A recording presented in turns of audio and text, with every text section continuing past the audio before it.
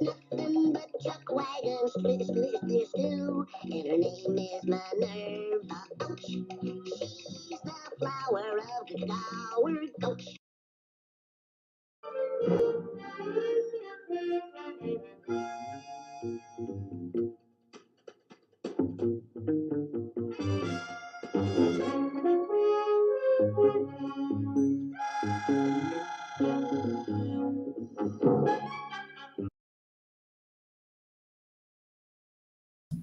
That was some bad timing, but when you're doing a last second live stream, you can't expect anything to go smoothly. So, because I'm completely ill prepared, and today is no different. Shiny spot right there. Get some makeup on there or something. Or I could wear the hat, but it's warm. We're like the rest of the country. We're like in 90-degree heat, and I'm upstairs, so it's a little warm to be wearing a hat. Hey everybody, thanks for joining me. This is Aaron Live, last second live stream, little lunch time live stream, lunch with Aaron, if you will. I'm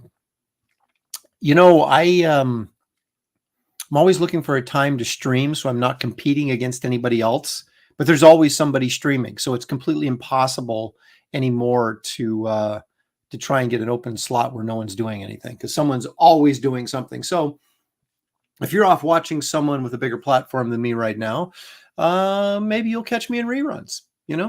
That's the best we can hope for. Anyway, let's take a quick look here to see who has joined us this fine afternoon. It looks like look at this. Sequential Treasures was first in the house. Hey, I finally made one of these last second live streams, and I'm first too. Please give me my nothing. Thank you. Well, you're going to get absolutely nothing for being here first, but we do appreciate you joining us, James. I appreciate that very much, actually. Prater 7 is here. Marcus Kilgrew. Ben Shapiro was getting manic, so he had to tune out, get a more of a relaxing vibe by watching me. I totally understand that. JW says, sup, bro Presty. What's up with you, my brother?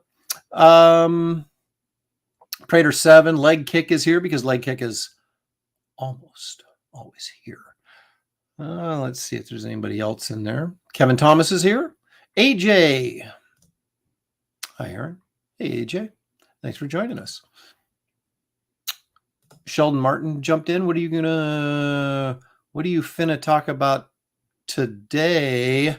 Well, I'll tell you what I'm going to talk about today. I'm going to talk about me drawing pictures, and we're actually going to watch me draw pictures. I was going to do, well, let's see. I'm going to launch Wraith of God Blood Hunters next week on Thursday, it appears. And I was going to have two covers that I put out there that everybody's seen. And then I was going to have the guest artist have his cover. I'm just going to show it when the campaign goes live. And then I was going to have a fourth cover option that I did that was going to be like only available for limited periods of time throughout the campaign. So I would put it up for 24 hours, take it down. Then find another day, put it up for 24 hours, take it down, that kind of thing. Just to create continued interest in the campaign. And, well, I still have not received the cover from my guest artist. So I'm not sure. I know that eventually it's going to roll in, but I have no idea when. And so I've kind of had to rearrange my plans. So the third cover that was going to be the 24-hour version that I did is now going to become the third cover that'll be available all the time. And then I'll take my guest artist's cover whenever it shows up, and it will become the only available for certain periods of time during the campaign to keep generating interest in the campaign. So it's all just one big marketing strategy. Unless it just miraculously shows up before I go live with the campaign, then I may change my mind again. But I wasn't going to show you the third cover that I'm working on, but I am going to show you today since my plans have changed. And I'm going to work on it. So you get to see right here. It's like a world premiere. You get to see the third cover to the campaign, to the Wraith of God Blood Hunters campaign. And so that's what I'm going to be working on in just a few minutes. Lewis Bright Ravens here says 50 things going on at the same time. Hey, Aaron, nobody cares about the glare when you're going to be off the camera drawing. You know, you're right. I like that. Leave a thumbs down and unsubscribe. Thanks. No, I think you got that backwards.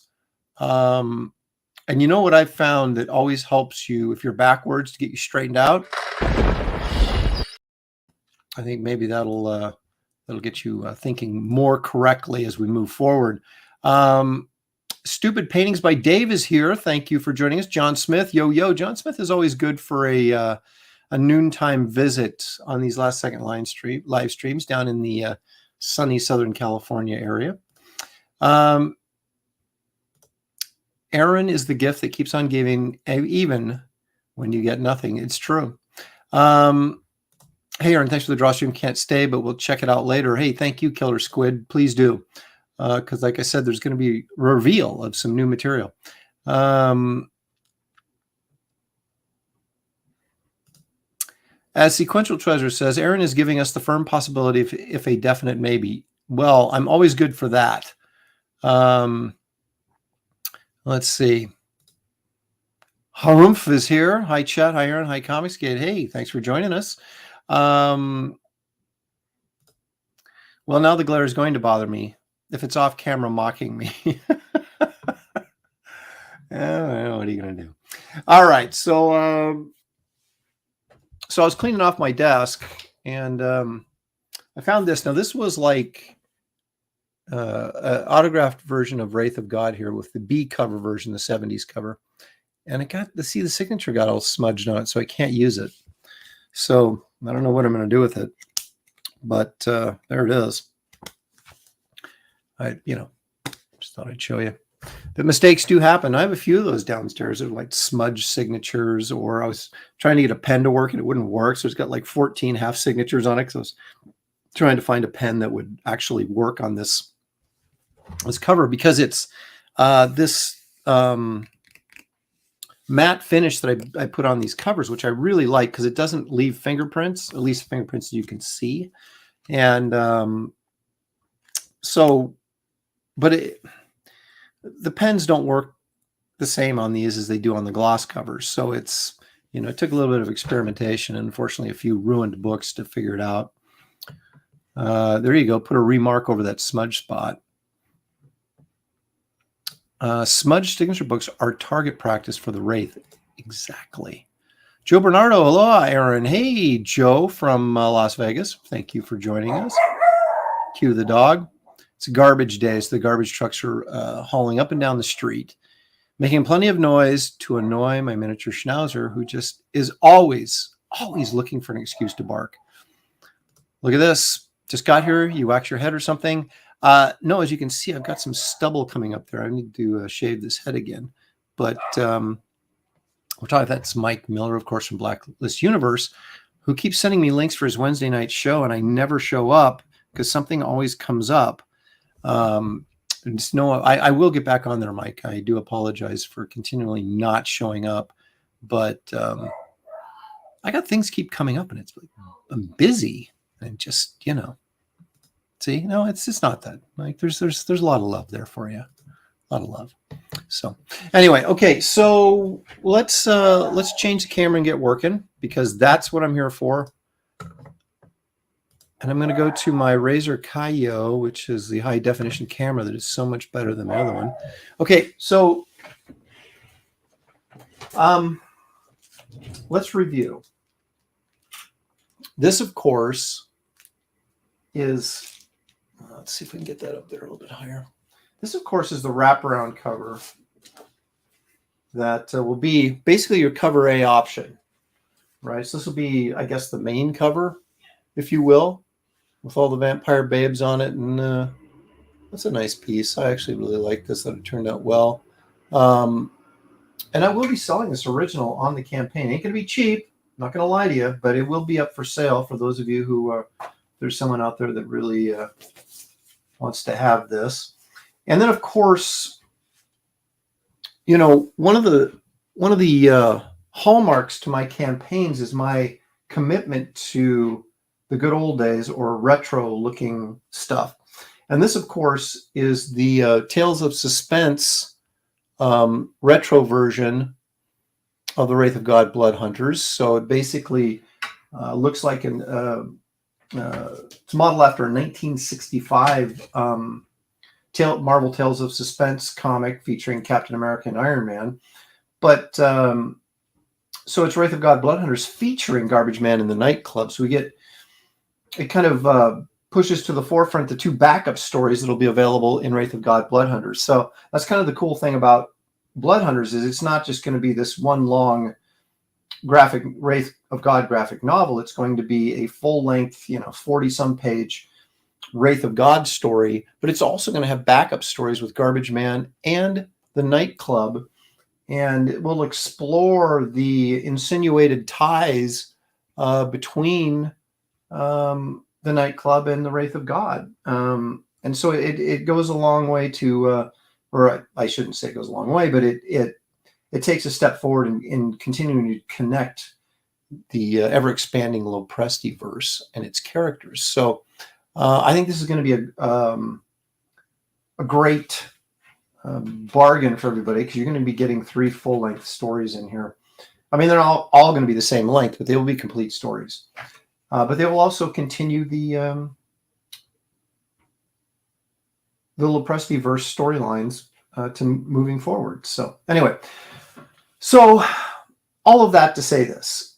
So I went retro with this one, and I believe if you're going to offer 3 or more covers or whatever, they need to be widely different, very different covers. Because basically, what's the point of, even if you bring in a guest artist, what's the point of doing a cover that's similar to what you've already done yourself? There's no, to me, it needs to be, in some cases, drastically different. So as you can tell from the wraparound cover, then this cover is very drastically different, because it really doesn't feature the Wraith very much at all. He's right here, but it features our supporting cast. But here it is, big reveal. Are you ready? Drum roll, please. This is the 3rd cover version that will be available to you when you back Wraith of God Blood Hunters. Here, I'm going to show it. Here it comes. There it is. Okay, so you're going to look at this and say, Aaron, that looks incredibly familiar to me. And it should be, because this is a, shall we say, an homage paying tribute to Tomb of Dracula #1, which I thought was really appropriate, considering that there's a vampire in this story. So, in fact, let me show you exactly what I've done and what I've altered and what I haven't altered and all that kind of stuff. Okay, so here's the cover to Tomb of Dracula #1, right? So we have Dracula Lives up here and the Tomb of Dracula, all right? Well, how this is going to differ is I couldn't put Dracula Lives because it's not about Dracula, so I said the vampire lives up here, right? But it's basically the same type of thing, right? We put the head of Wraith over here as opposed to Dracula's head there. And then, of course, down the bottom it says Night of the Vampire right here. Well, I just used vampire up here, so I went ahead and wrote Night of the Undead. And, of course, this is our vampire. Count Korvac is his name, and rather than Dracula with a stash. Of course, this is Neil Adams, and so this will, of course, we'll sign this cover Lopresti after Neil Adams, giving credit where credit is due, of course. That I'm not big on ripping people off, and if you're doing it for a tribute or for a particular purpose, which is the case here, then you want to give them credit that so everybody knows that that you're not trying to get away with anything, that you're actually doing this as kind of a tribute or an homage to them. And I just, so it's going to be, and again, the 1972 sort of box cover art, and up here will be Empire Comics Group. I mean, it'll read just like this, like the Marvel and stuff. So Empire Comics Group, and then we'll have, Wraith of God up here. And then we'll have our, it won't be 20 cents, #1 in July or whatever the month will be. And then I'll have my fake comics code right there. And again, this is the original art for this will be for sale in the campaign. And so all the lettering, of course, is done on the board, much like we did here, right? Although Wraith of God, I'm going to drop it in Photoshop because just because I just am. So what I'll do when I offer this up for sale, if anyone buys this, just like I did with this cover version here, right? These old Marvel style 70s cover, which is basically the same, format. I had like the Wraith of God logo was not on the artwork, right? That's part of the artwork there. And, this stuff wasn't on there. So I sold it to the guy that bought the original art. I offered him a acetate sheet that laid over the top of this that had all this line work in it, like the Wraith of God titles and stuff on it. So you could like flip it down over the top of the artwork, and then you would be able to see all the logo and stuff on it if you wanted to display it that way. So anyway, that's what we're going to do here. Okay, let's see what the reaction is to this. Apologies, I hope you get the trash out. And I did get the trash out on time, actually. Leg Kick wants to know how Shelley is. Shelley is teaching today. How about that? Or at least she's excuse me. They have their in-service stuff for teachers. So she is doing okay right now. Blackjack, damn, that's gorgeous. Well, thank you. Ingrid Pitt approves that wraparound cover art. I'm surprised Sequential Treasures didn't say the great Ingrid Pitt. Those of you who are Hammer film fans will know the name Ingrid Pitt and her heaving bosom from more than one vampire film. There you go, Mike McMahon. That's a bad piece. Would make a great poster too. Thank you. Yeah, well, that's the thing. It's like, how much can you exploit something like this when you're basically, I hate to say ripping off, but homaging. Isn't that the better way of saying when you're homaging a pretty well-known image like this? So, I'm definitely going to invest more in this campaign. Going to try to get all the perks this time. Thank you. I appreciate that very much, Mike. Yeah, see, he knows. James knows. Yeah, Marcus Killigrew all over it. Yep. Is that Fauci who's holding Esther? I think Fauci's about 4 foot nothing. So this guy's no.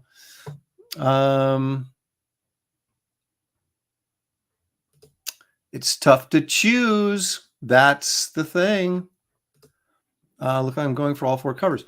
Well, see, that's the trick. That's how I lure you guys in. You see, is again, if you do covers that are so varied and so distinctly different from each other, then puts the pressure on you guys, right? And that's all. That's my goal. But of course, you don't have to buy all the covers. You only have to choose one. But anyway, let's get to work on this because I'm not getting any younger, and you guys aren't either. Okay, so I did all this with brush rather like on some of the interior pages. I'll use marker and stuff to color it in because it's quicker. But I did all this by hand, freehand. What I did with this was on the bottom here, as you can see, the lettering is very similar, not exact. I didn't round the edges, but it's very similar. And so what I did was I traced these, light tabled these on the lettering, and then I would basically go in and just ink it, and of course use straight edges to get my straight lines. And then this I just freehanded in there. I knew I wasn't going to use vampire, but I used the same type of lettering that they did here. And of course I used the same type of wavy, sort of scary lettering here on Blood Hunters that was used on Tomb of Dracula, and the same up here. Tried to use the same type of lettering. Again, on this, I went into Photoshop. I can't remember which font I used, but I wrote "The Vampire Lives" so it filled the space that I needed to fill. Then I italicized it, and then stretched it just a little bit to get it to fit exactly the way I wanted to. Then I light tabled it, but then made it all wavy, as I light tabled over the top of it. So, the lettering looks pretty good and much better than it would have been if I just kind of, freehand it totally. So, all right. Well, let's start out here on the trees where it's not feel as much pressure. And again, like on this one, I didn't put much detail at all into the trees or anything because I figured I would just do that in the inking stage. And my trees are going to be a lot more Wrightson-y or Frazetta-y than what Neil Adams did in his trees.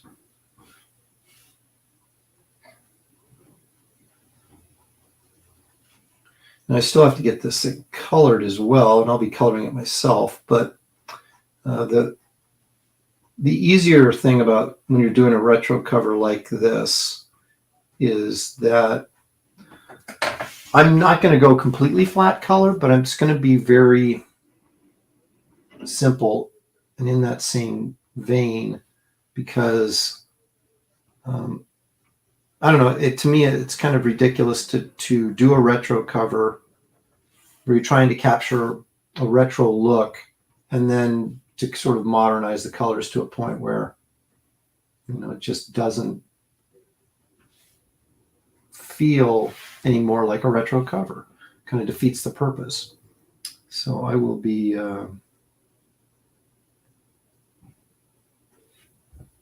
I will mimic the color scheme to a fault on this, but keep it pretty. The girl's completely flat color. I won't do that. I'll put in flat color, but I'll put a little bit of shading, but not a ton. The same with the vampire and all that kind of stuff, because we're going to use the same color scheme as this, and with the red here. And I was thinking about making this red here like foil or something. I haven't really looked into it too deeply, so I'm not really sure. But I'd like to do something kind of fun with it.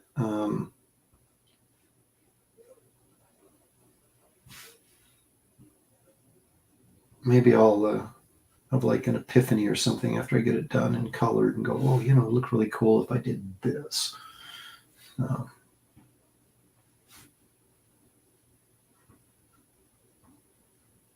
going to add some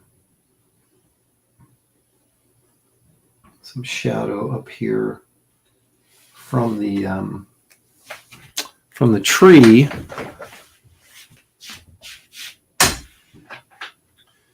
That was something I picked up. Barry Smith used to do that a lot in these Conan illustrations and stuff. Is he would have trees, and they were always very detailed and complex to begin with, but then he'd go next level and start dropping like branch shadows from the tree over the trunk and stuff, which I always thought was really cool, but somewhat time consuming. But if you want it to be cool, you got to go the extra mile and make it cool.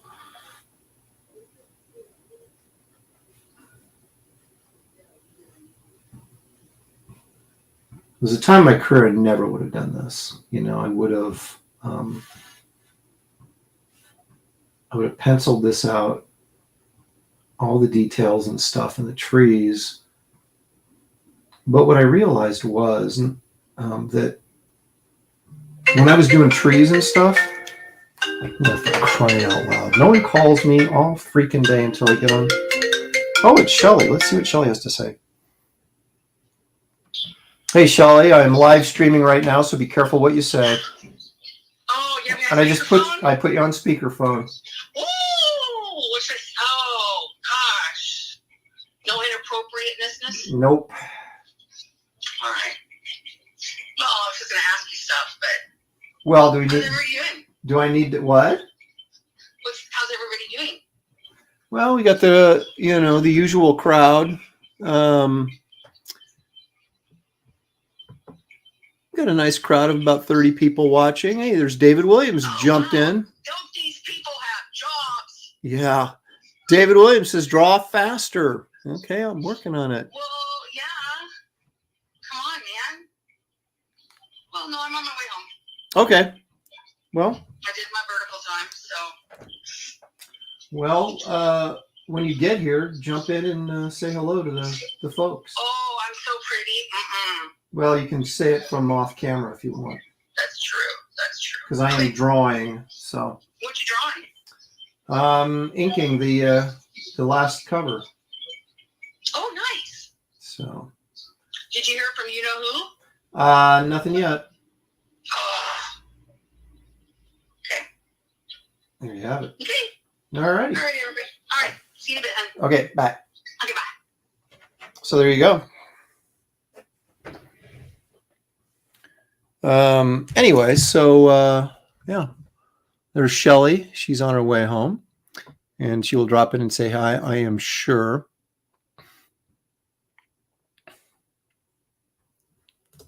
David Williams says, there's a werewolf paw inking a blood hunter's cover. What did you do with a...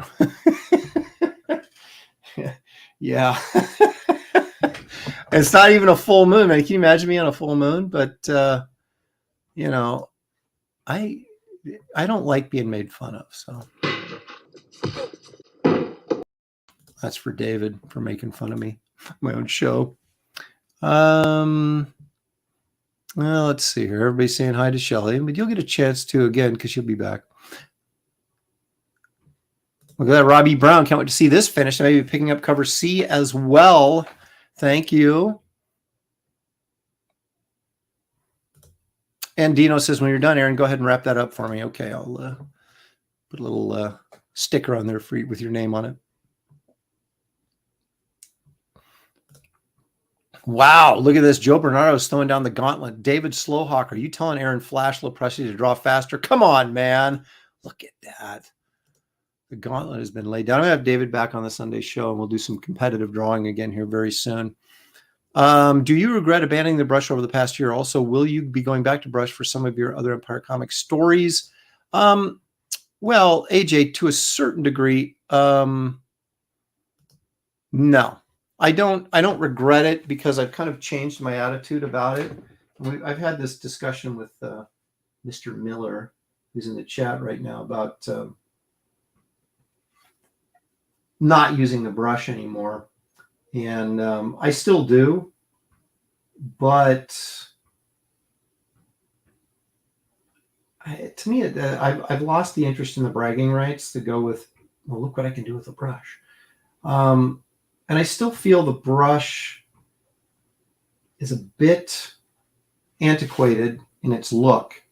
And unless you're using it like a pen, which some guys do, but then, what's the point of using a brush anyway, if you're making it look like a pen?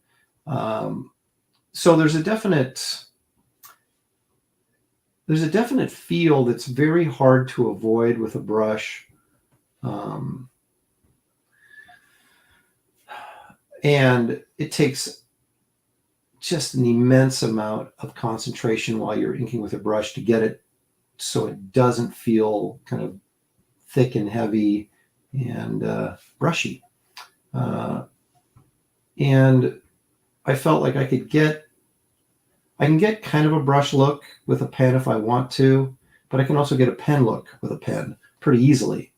And so it seemed not as, the brush doesn't seem like as an efficient tool to me anymore. And I just kind of want kind of a different look. Some of my favorite inkers are, in fact, pen inkers, like Danny Mickey. Norm Rappman does a really good job over me, and he's a pen inker. Although, Matt Ryan, who inked majority of my work over the years, is a brush inker, and he's quite good, and I really like his stuff a lot. But I don't know. There's part of it is necessity too. When you're doing everything on a project, like I am on these, these books I'm doing for my label Empire Comics, it's you have to figure out ways to get the work done quicker so that you can get more of it out there. And I don't mean that in the sense that, well, hack this out and get it done as fast as possible, but what's a way that you can be more efficient and still get the quality of the product out there that you want? And the pen has proven to me to be a much faster, well, okay, I don't know if much faster is accurate, but it feels faster. It's kind of like, if you get stuck in traffic on the freeway, right? And it's going 10 miles an hour and you think, oh, we should have gone the side streets. But you go the side streets and there's no traffic, but you hit all these lights. It probably ends up taking you just as long or longer to get there on the side street, but at least you're moving all the time, right? So it feels like you're getting there faster. And that's kind of with this, the pen feels like I'm working faster, although I don't really know that I am. But what it does do is it keeps me, and I've said this before, it keeps me from getting lazy. Because if you get lazy with a brush or you get impatient with a brush, it shows. The work, it shows in the work. The pen hides that. And to me, when I'm using a pen instead of a brush, the pen to me is like I'm still drawing, where with the brush, I'm definitely doing finishes.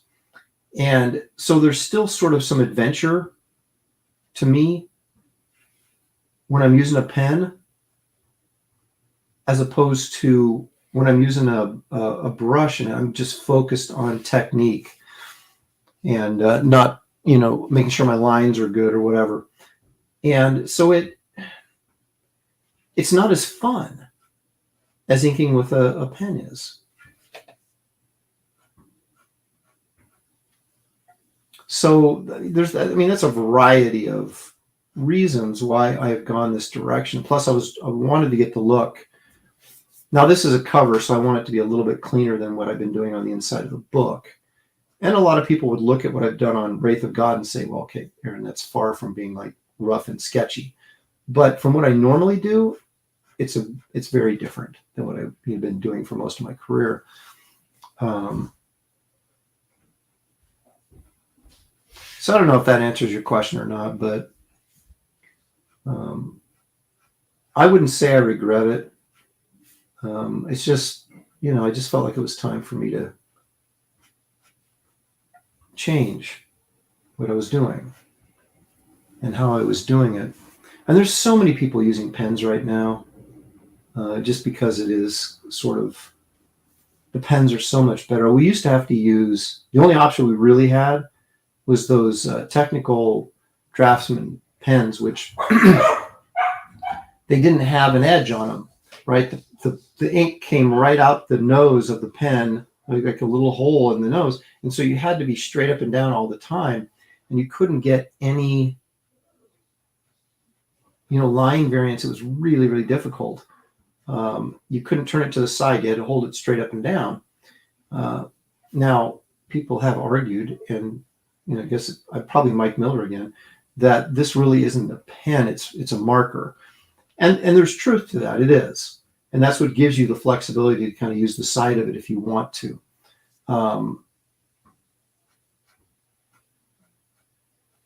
But because it's archival and it's not like, this isn't your parents' Sharpie, you know what I mean? These are actually really good pens to use for this stuff.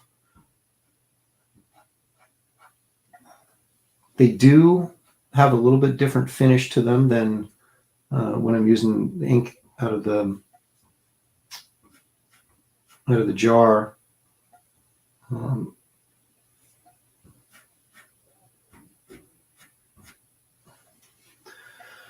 But I I do like this sort of feeling of still being able to draw. I'm still drawing, as opposed to, with a brush. Like I said, it becomes more of a technical challenge than it really. I mean, there's artistic and decisions you make, but it's so, God, you have to be so focused on what you're doing and make sure you make the right choices and stuff. It really, like kind of a headache. The headache I want to avoid. So there you go. But I will say this, if you really want a smooth line, it's much easier to take a brush and just do, with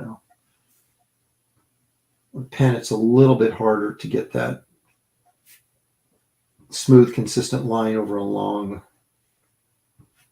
area.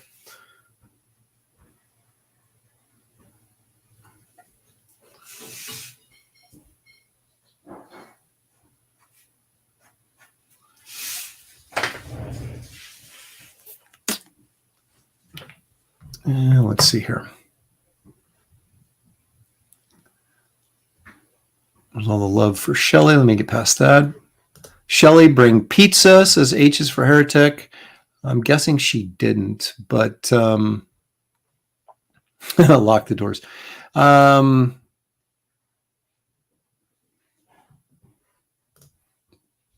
that'd have been great, huh? If it was something like that.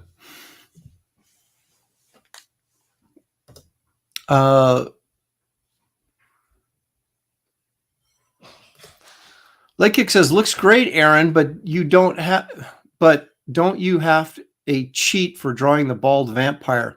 Okay, I would blow you up for that, except it was so poorly worded, I'm not even sure what you said. So let's try that again later.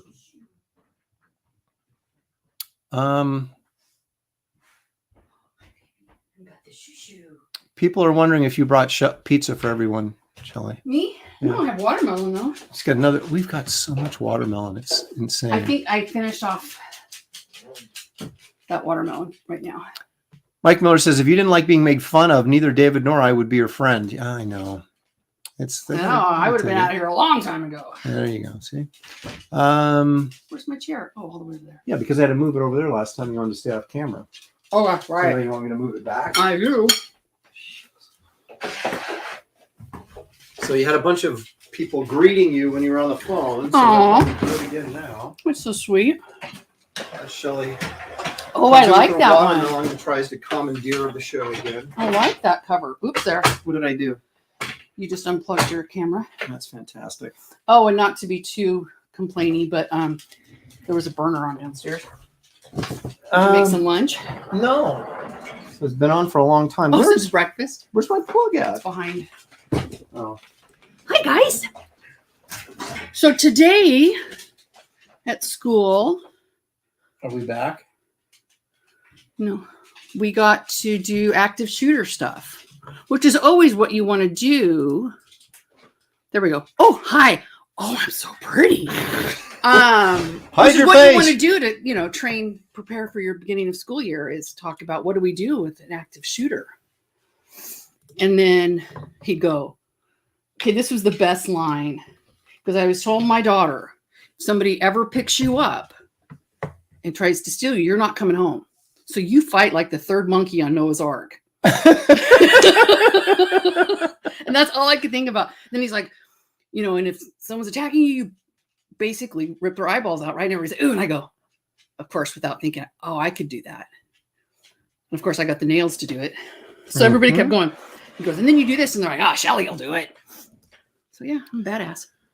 Mike Moore says, change your attitude back to the correct attitude. Of course, he's talking about using a brush, but Dick Giordano probably inked the original, the one by Neil Adams, and he used a pen. So, as I say to my daughter, in your face.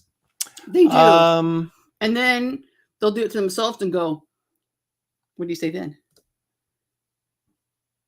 What? When you do it to yourself and you go, in my face. Yeah, I say in my face. In my face. Yeah. In my face. I was waiting for you to do the voice. Oh, in my face. So David Brohawk Williams says, you still have to finish our Batman Clayface jam piece. I do. And I was going to do that today, but then I thought, no, I've got to get this done. Priorities. Yeah. So after the campaign launches on Thursday, I'll do a live stream doing the clay face. So he says, I see. You're just not that good with a brush. I can read between. He's a master. Oh my goodness. Let's see here.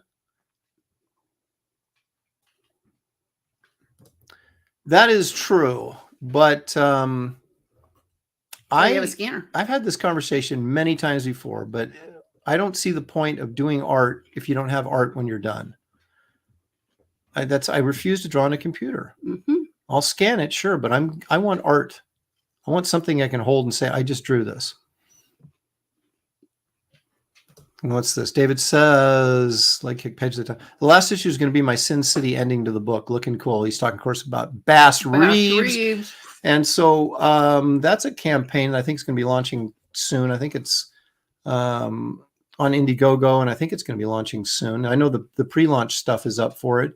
And also you've got David's Truth, Justice, American Way that you might want to consider backing because that looks really, really cool.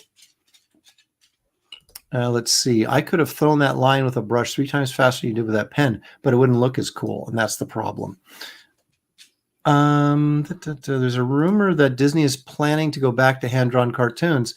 Everything's cyclical. Mm-hmm. Everybody's sick of computer stuff now. The pendulum swings back and forth.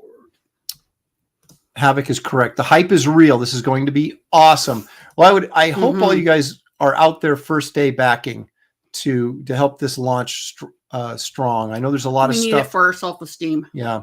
There's a lot of stuff coming out and right after mine. And so you guys have a lot of projects to consider, but I would appreciate you forgetting about them and just backing me. No, I'm kidding. I just remember me and all the busyness out there. Mike says, in all seriousness, I would use the brush to do all the outlines and line weights and shadows, then do the deets with the pen.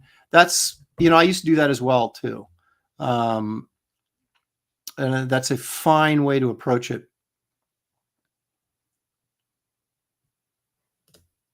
David says, Mike, not many out there are as good as you at inking in the inking department. Mike is good. Mike is good. I'm not gonna take that from him. Chuck Lee wants to know what pen and pencil size do I use? I use a 0.3 HB lead on a mechanical pencil. And I didn't used to use mechanical pencils, but I saw a couple. I think actually it was when I was in Studio Saurus in the 90s, Terry Dodson was using, well, he wasn't really using a mechanical pencil in the true sense of the word. He had like a mechanical pencil holder that held this lead, but you still had to sharpen the lead. And I got so tired. I was using Derwent graphites, and I got so tired of constantly having to sharpen my pencil that I finally switched to the mechanical. And I used to use a 0.5 millimeter, but I really was trying to get away from my 70s look that really sort of inspired my work, which has really sort of since come full circle, and now it's sort of, old school stuff is sort of appreciated again now. But in the 90s it wasn't. It was all image, right? It was all pen stuff. And so I wanted my pencils to have that sort of tighter, more finished look to them, so editors would go, wow, that's really cool. Even though someone else was inking it, and who knows what it would end up looking like after it got inked. Hi guys. But I was trying to, impress the editorial crowd with my really super tight fine line pencils. And I've stuck with a 0.3, even though it's not necessarily the greatest tool when you're outlining, or drawing larger stuff. But it's great for that, the details, and we're doing faces, especially smaller faces. So I've stuck with a 0.3, but it breaks like crazy. Look at it wrong and it'll break. So that's kind of the frustrating thing about that as well, when you're using really fine pencil leads.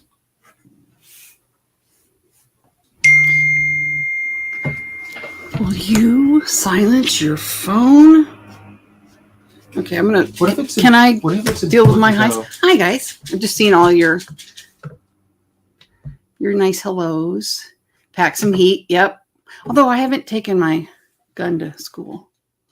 I didn't ask if that would be frowned upon or not. know? Probably But might be. I'm assuming it would be. It might be.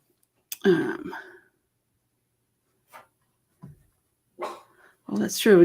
We were asking, like, it was so dumb. Like, we have a student body of 300 maybe, and they're asking why we don't have a full-time school resource officer. And I did stifle the laugh before it escaped my face. But I'm like, oh, please. And our doors are always locked, so it's not. Let's see. Yep, no rules in a street fight. Good thing. I used to be a little fighter. When we were younger and healthier. Yeah. Now it's like, I got asked today, can we hug you? And I'm like, yeah, they're not going to pop. It's okay. I'm like, ooh, did I bring the pizza? No. Ooh, lots of comments. You guys are awesome. Sorry, I'm moving all I over know, the no place pizza. I here. brought watermelon again. Trying to eat better. I have to wear like adult clothes here pretty soon. I've been living in pajamas all summer.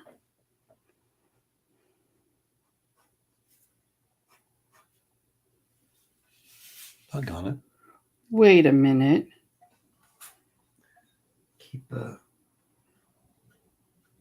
Keep going off camera here with my drawing.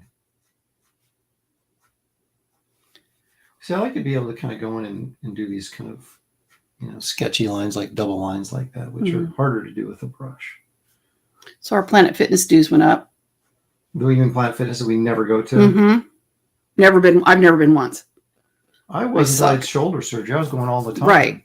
Well, it went up to $39 a piece. I think we're done. Yeah, I would say, why are we paying for something we're not using? And when did that, yeah. I'll have to. And of course, they're going to make you jump through hoops of fire probably to Cancel. Yeah. Oops. Was that a microwave bell? Yeah. No, it was our son. I guess Josh is at lunch. When I ink, it's like all the energy gets sucked out of my pencils. What am I doing wrong? I'm using microns. Without seeing your stuff, I would simply say that you're probably being too religiously strict to your pencil lines that you've laid down. And there's always a certain amount of looseness and energy in pencils that are not, when you define a series of lines into a single line, it's inevitable that it's going to flatten out on you and not have the same energy. Guys you want to take a look at, and you probably do, but look at them again. Guys like Danny Mickey, he has a way of how he pen inks that keeps a significant amount of energy in the finished artwork that is there also in the pencils.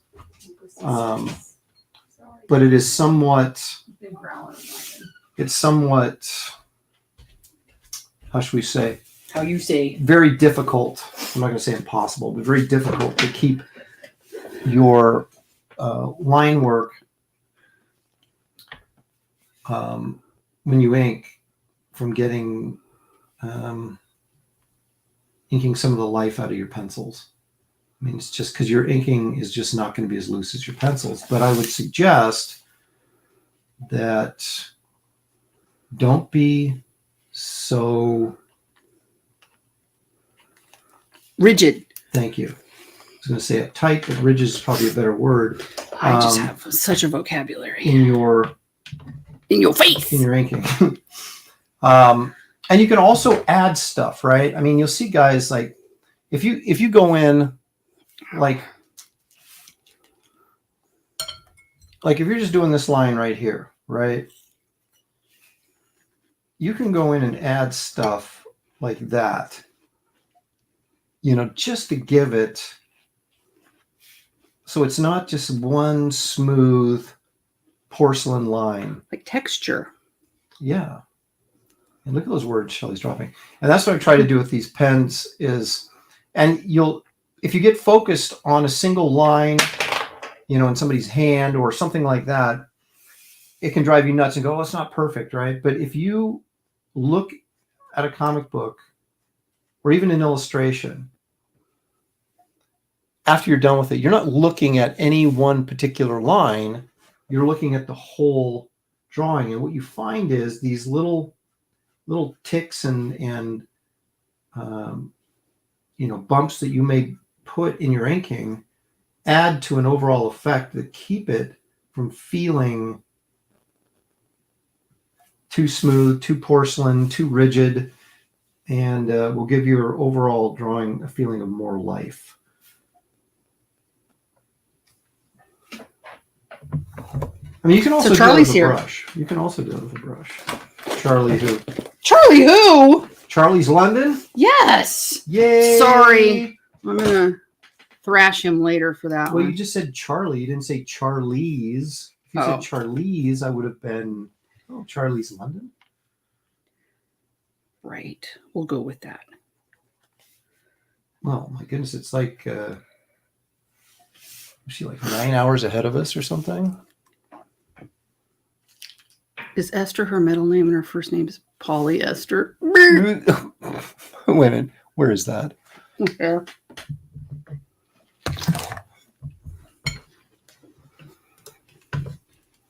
Let me take care of that. Oh, I should have been on it. Yeah, really. Come on, Balancing Shelley, my help out a checkbook. little bit. Ow.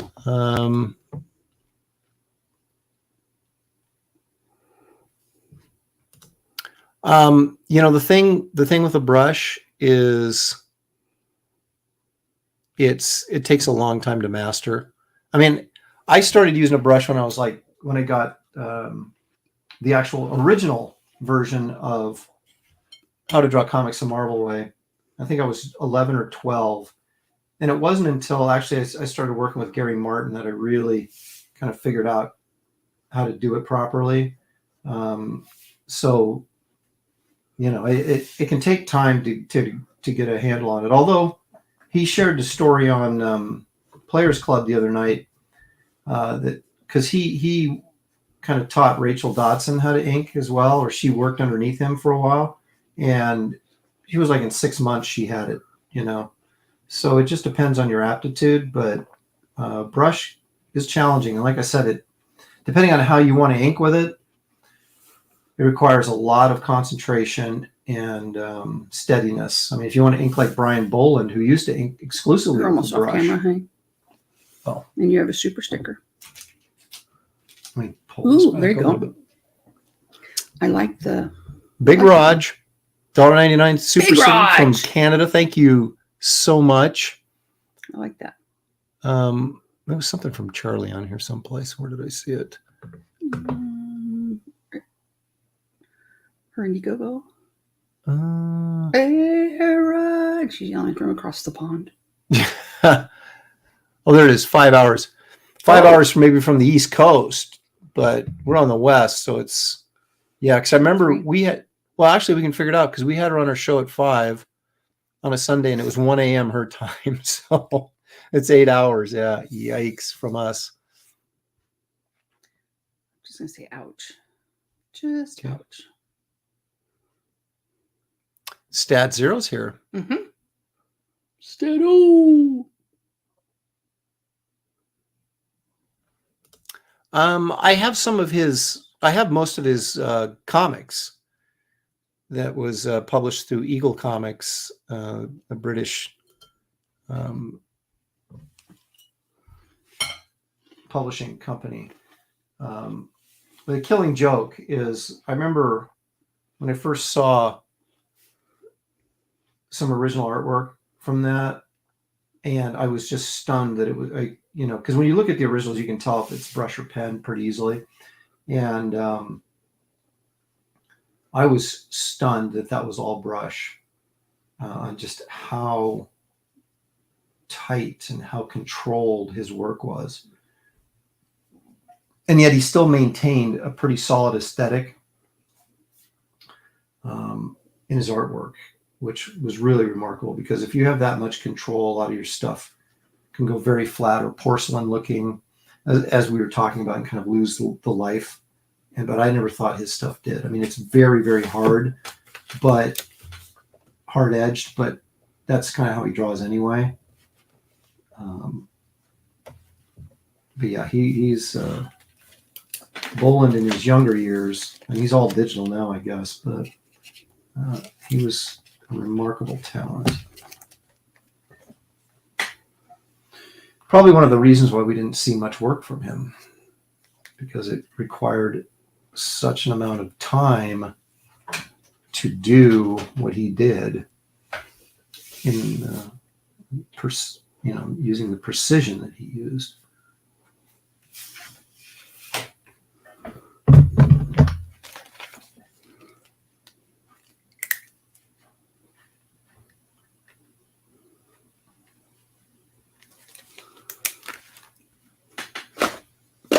I don't know. It's always tough, because I think we're all, I mean, I know for myself personally, I'm extremely critical of my own work. And so it's always funny, you're working on something and you think, God, this really blows. And then, you go look at something maybe a year later, 6 months later, and you go, wow, that was actually pretty good. So that happens to me a lot where I look back. I mean, I've had some people buying some of my older artwork recently, and so I'd had to go back through my files to find some pages and stuff that they were interested in buying, and I would look at, like Justice League International pages and things like that, and go, this was actually pretty good. And I may not have felt great about it at the time, but looking back on it, I gotta go. Shelley must leave us now. Well, thank you for joining. After yesterday. Well, thank you for joining us, Shelley. Sure, everybody have a good one. And we will see you on Sunday.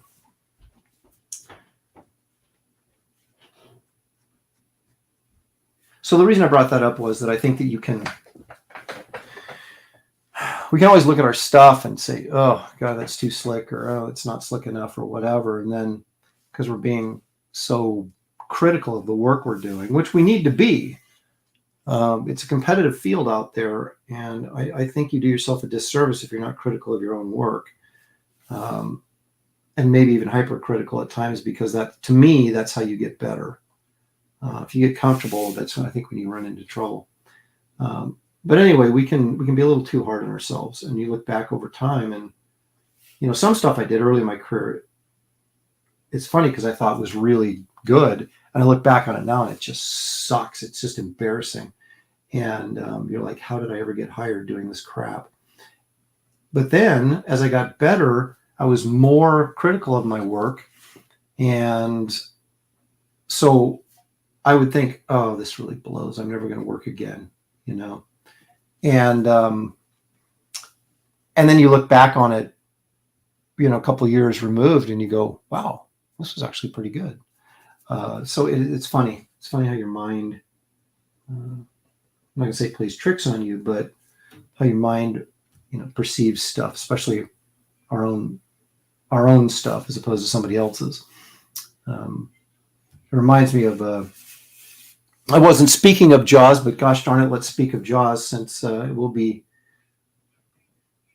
making it to theaters again for this coming weekend. And I will, of course, be going to see it. But Richard Dreyfuss said after he did the movie, what was it called? The Education, not The Education, but the Education of Duddy Kravitz, or what's that name of that movie? But anyway, you guys know what I'm talking about. And he said he saw himself on screen and thought he was horrible, and he would never get another job. So when Spielberg offered him Jaws, he took it immediately without even taking into consideration how difficult shooting on the water might be, or how challenging the film might be. He was like, I better take this because I'm never going to get another job after that Duddy Kravitz film. So I think we all sort of, artistically, we're all suffer from our own insecurities. And then, like I say, everybody's work always looks better than yours. You're like, why does that guy do that? How come I don't do that? You know, how come his line looks so cool and mine looks so crappy? Then you find out that maybe someone else is looking at your work and thinking the same thing. Gosh, that stuff's really good. Why does my stuff suck so bad? So,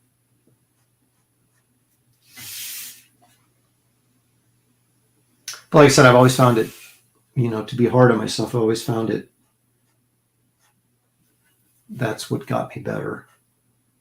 Whether my harshness was justified or not, doesn't really matter, because the end product was that, you know, here I am at 58 years old doing, you know, arguably some of the best work of my career.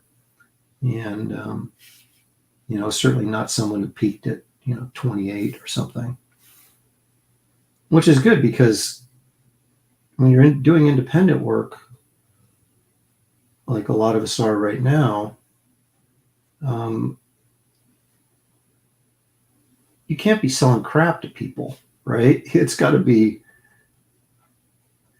good stuff, or you're not going to have an audience very long. So maybe it's a good thing I was a late bloomer, in some cases a very late bloomer.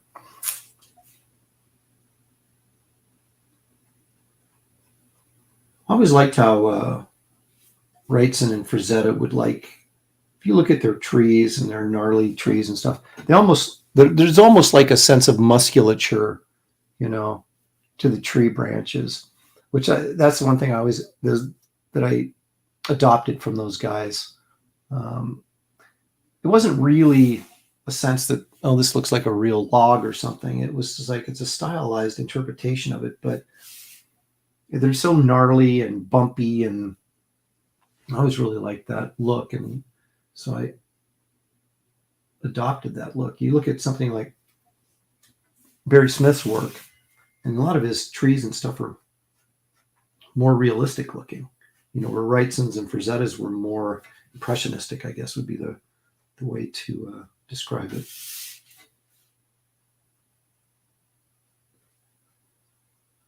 But I always felt like if you're drawing fantasy stuff, then you create a fantasy world.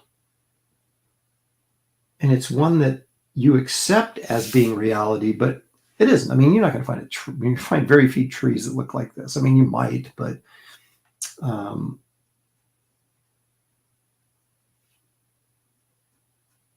part of the appeal of doing this kind of work, rather than being a realist, you know, or, you know, someone who's a painter that's a realist or something like that, where you're just, you know, photographically recreating, which is difficult to do. Don't get me wrong. I'm not criticizing people that do that, because it's very, very hard. But to me, you can become sort of a slave to reality, and you don't get to express your creativity as much, because you're trying so hard to make everything look like it's this is how it would look in reality, you know. And I see a lot of comic book covers, especially these days, that you got guys doing covers that look like, you know, Saturday Evening Post covers or something, and they're really well done. The illustrations are beautiful, but they're not particularly good comic book covers, you know, because they're not pushing the excitement and the exaggeration and the wonderment that you're supposed to get from a comic, or at least that, you know, we got in our youth from comics. You know, maybe as adults, you know, a lot of the audience wants something different, but I don't. I mean, I want to be recreating the stuff that got me interested in drawing comics in the first place. And, you know, if I'm working on stuff that isn't doing that, then, you know, why am I doing this at all? Joe Bernardo is trying to throw me a curveball here and says, so Aaron, are you ready for the new Big Ten season? How about USC and UCLA joining the Big Ten? Well, considering my Nebraska team just lost to Northwestern, and it seems like they're not any better than they were last year. I'm not as excited for the season as I would have been had they won, but I'll try and keep the faith. I find it very interesting what's going on in college football. Just let me put it that way. Very interesting. Oh, Mike says, I don't think it's insecurity. I think it's a critical eye. You're looking for mistakes while you're working. Things pop out that others won't even notice that drive you nuts. I think that's probably true as well. Yeah. I think everybody loves Jaws, but it's just, it's sort of a fantasy horror film, even though it's really not, but it plays that way. And so I think that appeals to our imagination, right? You're talking about a 25-foot great white shark, which is, pushing the boundaries of credibility, but but it's still, so it feels, and the shark is treated like a monster, something that, it's not a normal shark. And so there is some fantasy elements in it, I think, that's attractive to people of our ilk. And speaking of that, this weekend is Jaws. Next weekend, Wrath of Khan 2. I always say that. Star Trek II, Wrath of Khan is going to be back in theaters for a couple days, and I will be going to see that too. Two of my favorite films of all time. In fact, probably my top two. Jaws is my number one favorite film of all time, and Star Trek II is probably my second, because both of those films I can watch endlessly and never get tired of them. Stat Zero's got to fly. Have a productive day out there, all. Thanks, Stat. Appreciate you joining us. Nomadaman says you only get to sell crap to people if you make it in the big leagues. That's true. That is so true. The comic audience is perhaps, well, maybe movie audiences too. You look at Star Wars, really hardcore Star Wars fans seem to be this way, and Star Trek fans as well, that they're very forgiving just because they want that product out there. And so if you're a Spider-Man fan, you continue to allow companies, if they're not doing great work on Spider-Man or whatever the title may be, and I'm not saying that's the case, I'm just using it as an example because I haven't read Spider-Man since 1990 maybe. But they're not critical of the product. And so therefore that allows the companies, if they're not putting out quality material, that they can continue to put out crap without any pressure, because people, they might complain about it, but they'll continue to buy it, And the only way we have any control over the product that's coming out is if we exercise our spending ability and say, you know what, this product is not living up to my standards. I'm not going to buy it anymore. And we do, that's happening because I think the companies are going so far off the rails that even the most forgiving fan can't take it anymore with a lot of their products. So I think we're starting to see some of that, but will it make a difference? I don't know. We always say that, if your, sports team sucks, just don't go to their games, and then they'll, make a better effort to give you a better product. But will they? I don't know. You have to have people in charge that really want to make money. And if that's not their main agenda, which it should be, because this is all commercial product, whether you like it or not. And it's all predicated on pleasing an audience and getting them to buy your product. And it seems to me the only way you can effectively do that consistently is by giving them a good product and something they enjoy. And if you're producing crap, you'd think at some point people would walk away from it, but they oftentimes don't.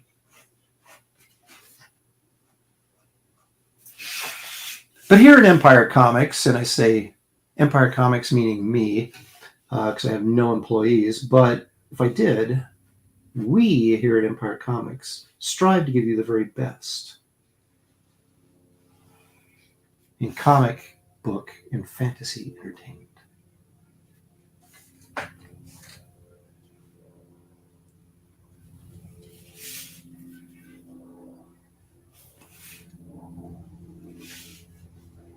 That's the Wraith of God back there, in case you were wondering.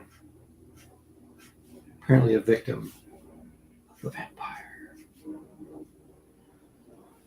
They say that was one of the things I always loved about, especially as a kid, because as a kid, you don't know any better, but you go get a comic book, right, where on the cover, and usually Gil Kane would do this, your heroes, like, just like Iron Man's getting melted by somebody, or someone is laying there dead or defeated on the front of the cover, and you're just like, holy crap, they die this issue. I got to pick this up. It's such a great sales ploy. And of course, those of us who've been around a little bit longer than that realize that obviously you're not going to kill off your main character. But creating that sense of peril on the cover, I thought was so vital in making a sale, especially to a younger reader. And of course, most of your comic book readers now are older readers. So, but I think you guys appreciate the, if nothing else, the nostalgia that, a cover like this, or, what that brings to the, it's sort of the fun of the book. And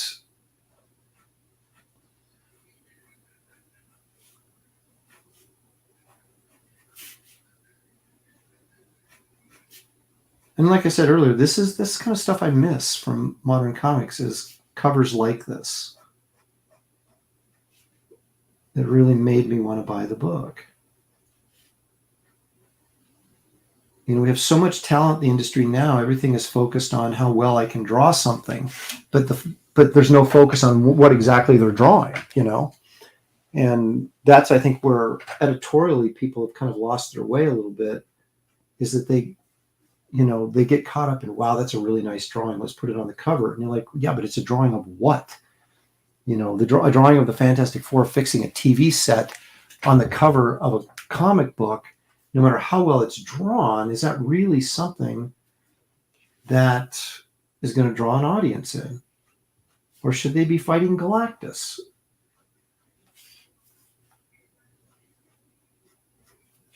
I know what my answer to that question is, but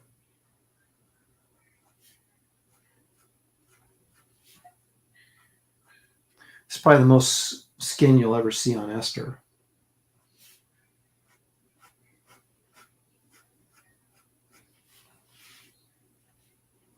Her dress is torn.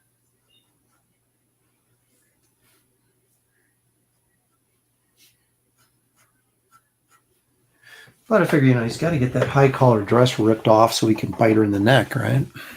Because that clearly would be his goal. Justin Sweet says, in your opinion, what is a good page count for a floppy to provide maximum value, 24 or 32 pages? Well, are you talking about pages or story pages? Here's the thing. When you're doing, again, I can only answer this question from an independent. We've kind of settled in our price at $25 a book because the print runs are so low. Even on one that's really successful, a print run is so low that you need to bring in that much money to pay for the production of the book.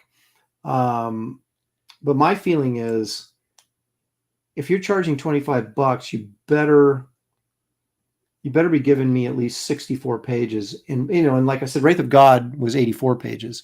So I want you guys to feel like you're getting some value for what you're paying. Now, granted, if I had only raised $25,000, I wouldn't have been able to afford to do an 84-page book. I would have been committed to doing it, which I would have done, but I would have lost tons of money. So there is a danger in that by making the book so thick. You're really sort of like, I've got to hit certain numbers or I'm going to lose money. But on a regular floppy, the comic book floppies are 32 pages. Now, only 20 of those are story pages anymore, which means all those are ad pages, right? So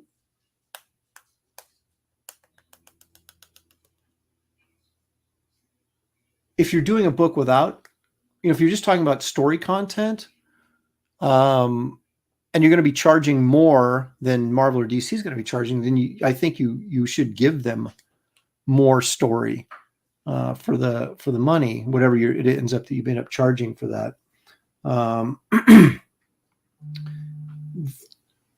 20-page stories, 22 page stories. It depends on how much you're putting into the story, right? If you read a 20-page Chris Claremont X-Men story, it's going to take you 45 minutes to get through it because it's so dense with dialogue and stuff, as opposed to maybe a John Byrne written story that's 24 pages and you may blow through it because it doesn't have as much dialogue. So these are, I know I'm kind of not really answering your question, but I would give as many pages as you can. And if you do just 24 pages without any ads and you just say your comic is 24 pages, it's going to feel thinner than a normal comic book would. So regardless if you have the same amount of story or not, the person buying the book is going to feel like maybe they're getting gypped. So I would go with the 32-page book, and then, if however long your story is, 20 pages, 24 pages, then fill it in with other stuff, whether that's house ads, sketchbook stuff, whatever. So people feel like they're getting more. There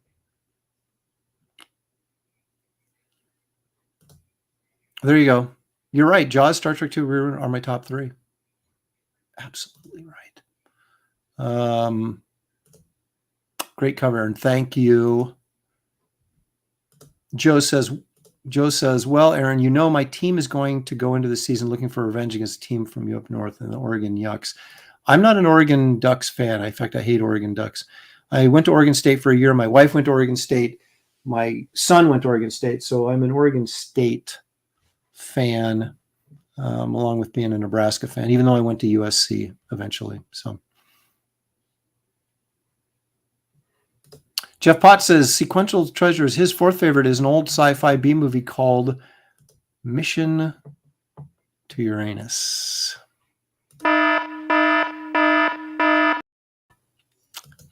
Just in case you have any kids watching. I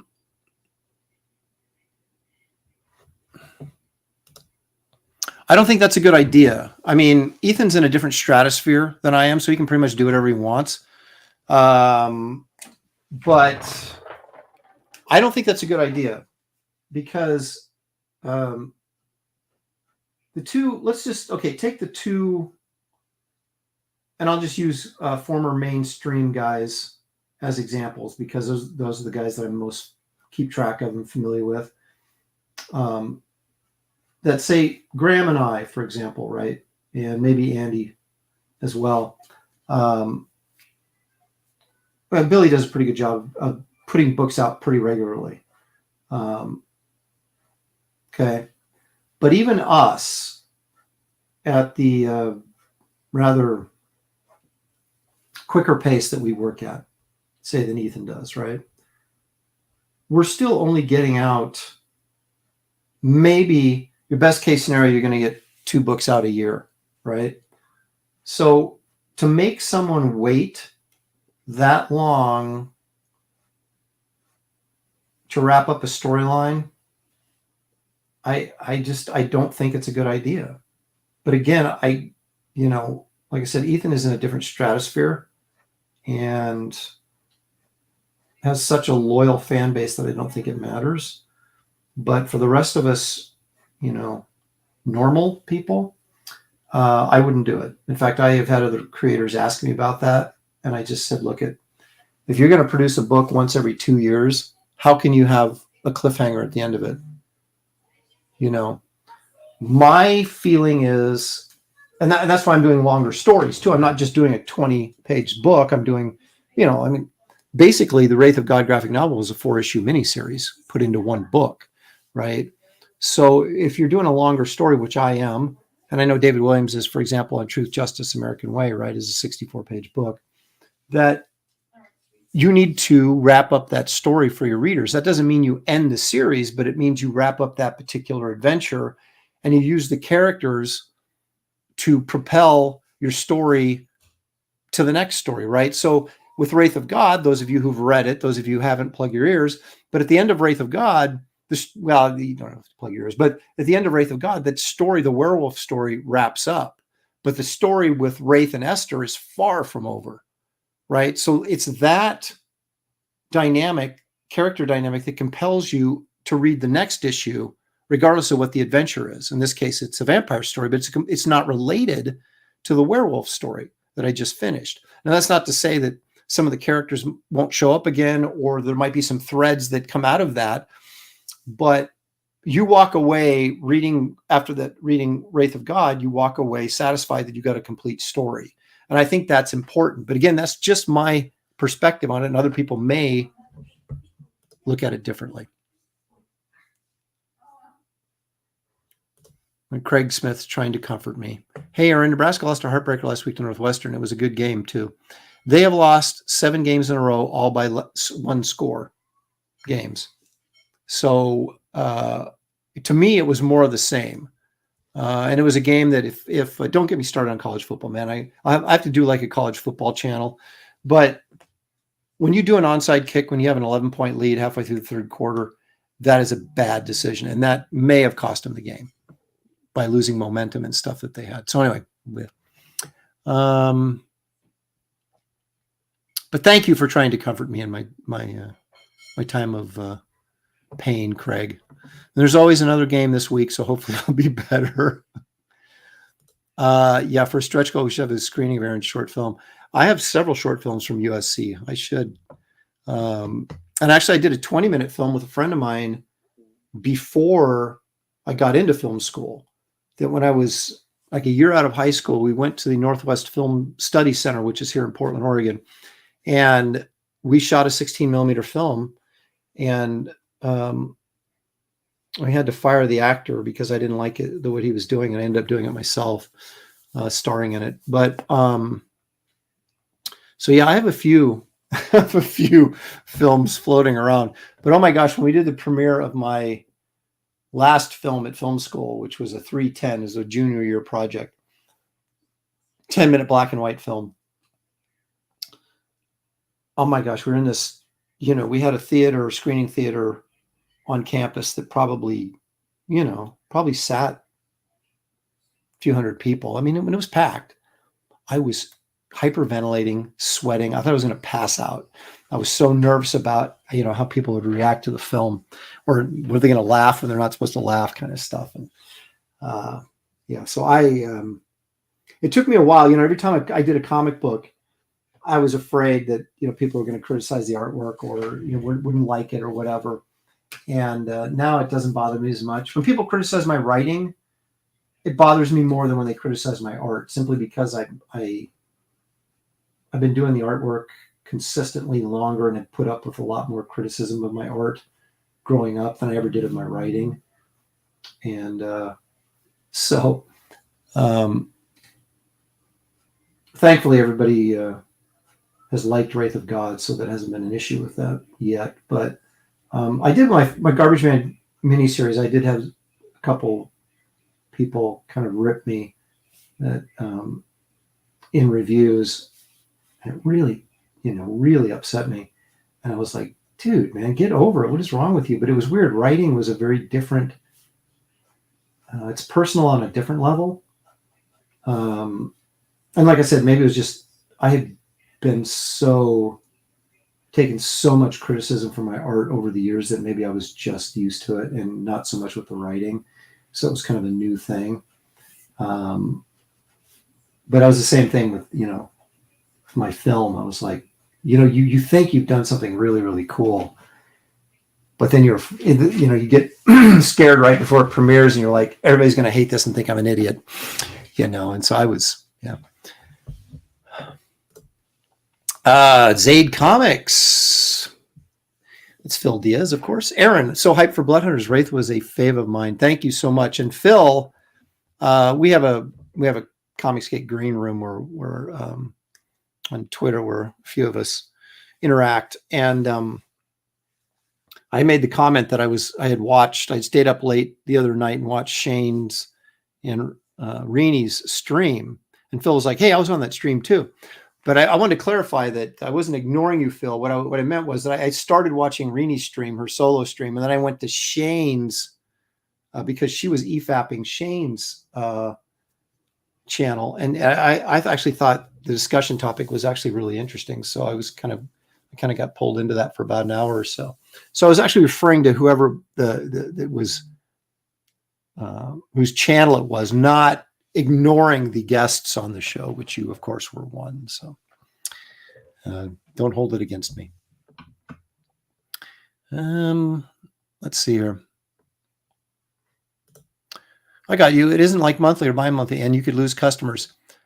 You've seen it. You saw it with the image books, right? Where the first issue would come out or the second issue would come out, and then 6 months and there's nothing. People lose interest and they go and buy something else.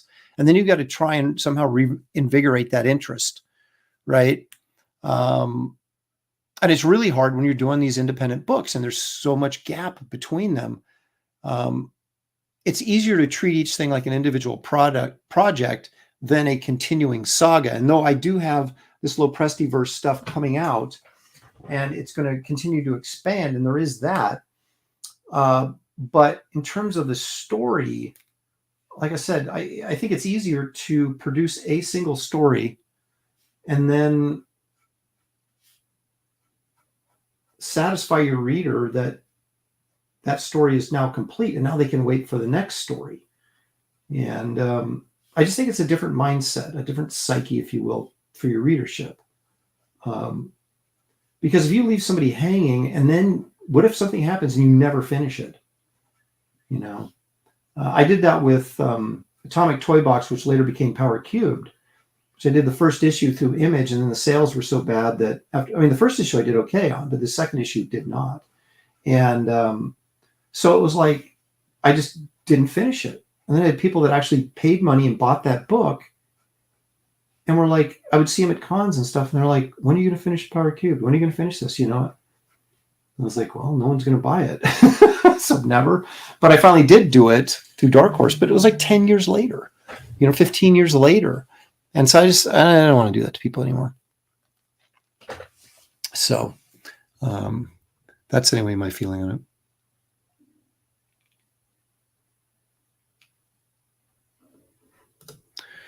There's Craig trying to lure me back into college football talk. That is true about the way Nebraska has been losing. Yes. One thing I noticed is the QB play is way better than last year. Yes. He seems to be a good quarterback. We'll see. Although those 2 interceptions late in the game really hurt him, but those are also drop passes too that could have been caught. Game of the week, Notre Dame at Ohio State. I think Ohio State rolls in that game, but I hope it's good.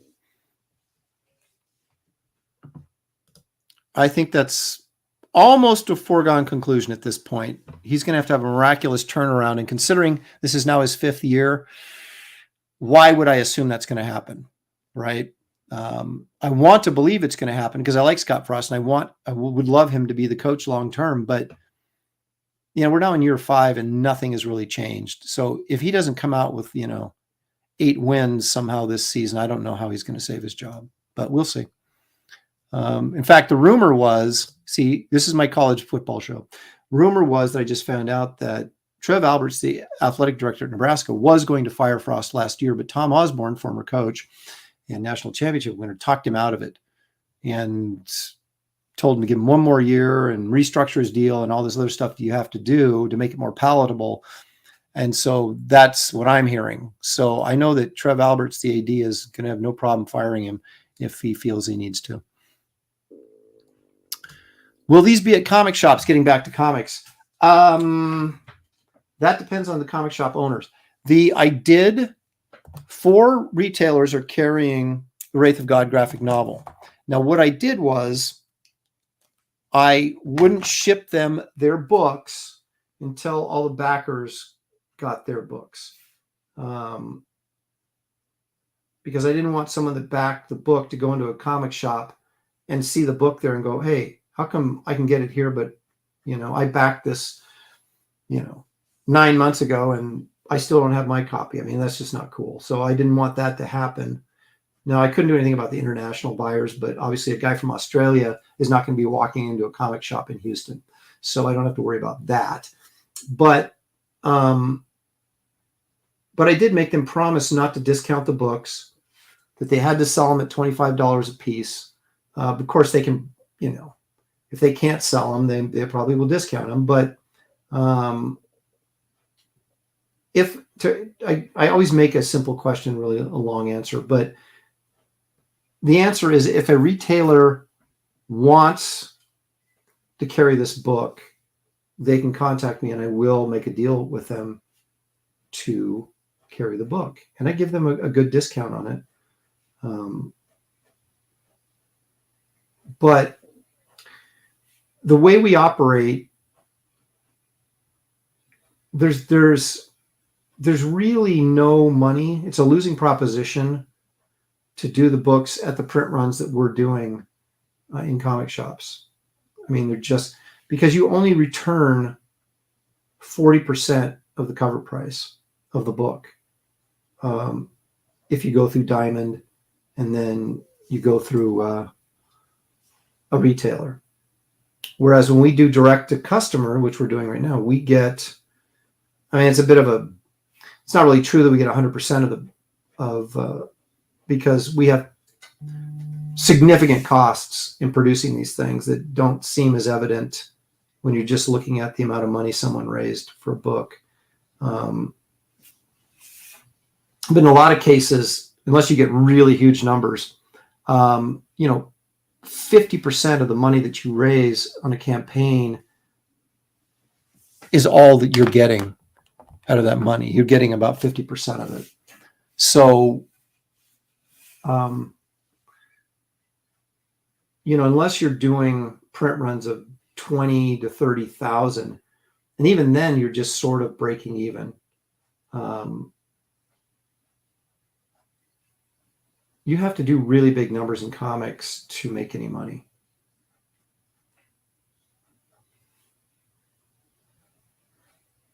So I'll always offer retailers an opportunity to get these books in their stores, but it'll always be after fulfillment.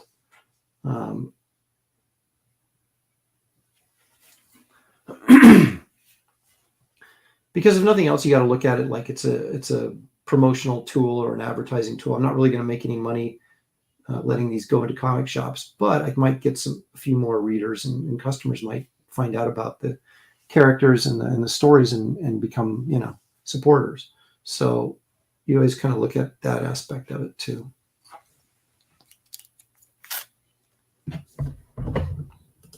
I'm going to ignore you, Kevin. Let's see here.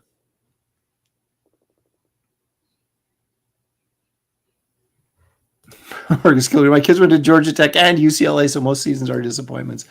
That is true. They've been struggling with football for a long time, both those schools. Although Georgia Tech's kind of been up and down over the last 10, 15 years. Hello. Wow. Randy Howell just dropping in. A Tomb of Dracula #1 tribute cover. That is exactly what we're looking at. And that is Wraith on the ground, dead. There you go. Phil says, I see and I forgive you. Of course, he's talking about my long-winded apology for not mentioning him in the chat before. There you go. That's also the reason I'm poor. Yeah. Well, that's kind of the idea. And it's what I tried to do was add more pages as, I made more money so that, again, I wanted you guys to walk away and feel like you got something. I mean, this is a thick book and it's all original material, right? So close your eyes if you haven't read it. And of course there's the black and white Dale Keown epilogue page, which is really cool. And then of course, that 3-page thing at the end, the epilogue at the end, was a stretch goal, and I'm going to do that on this campaign with Kit Carter, right? So if we hit $100,000, which I hope that we will do, obviously, that there's going to be 15 pages of Kit Carter added to this. So you're basically going to have a 40-page Wraith of God Blood Hunters story, give or take a few. I've got it all plotted out and half of it dialogued at this point. have an exact page number yet, but but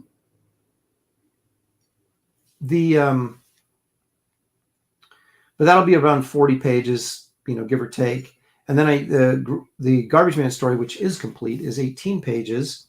And then the nightclub story, which I just have plotted out at this point, I don't have a finished total on that, but it'll be probably around the same as the Garbage Man, 18 to 20 pages. And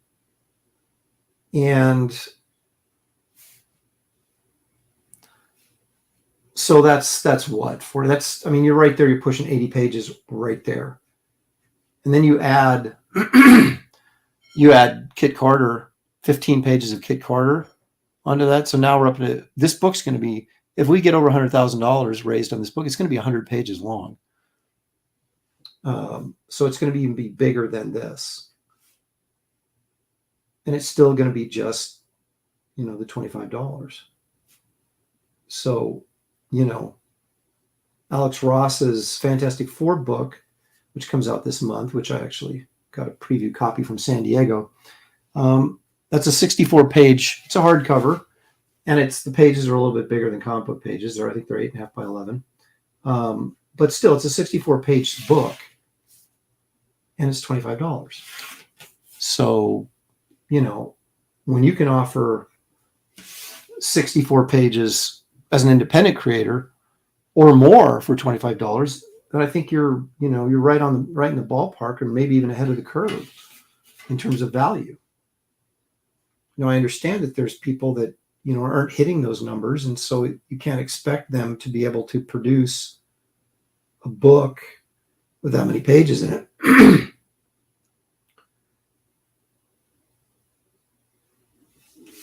So it's going to vary from creator to creator, to project.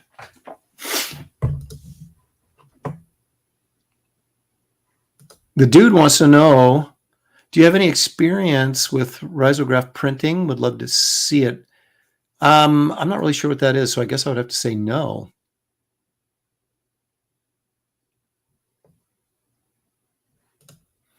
Captain Curtis wants to know, will you be doing anything with Power Cubed, eventually adding it to the continuity of the Leprestiverse? I've seen you mentioned it as option at the end of Wraith of God.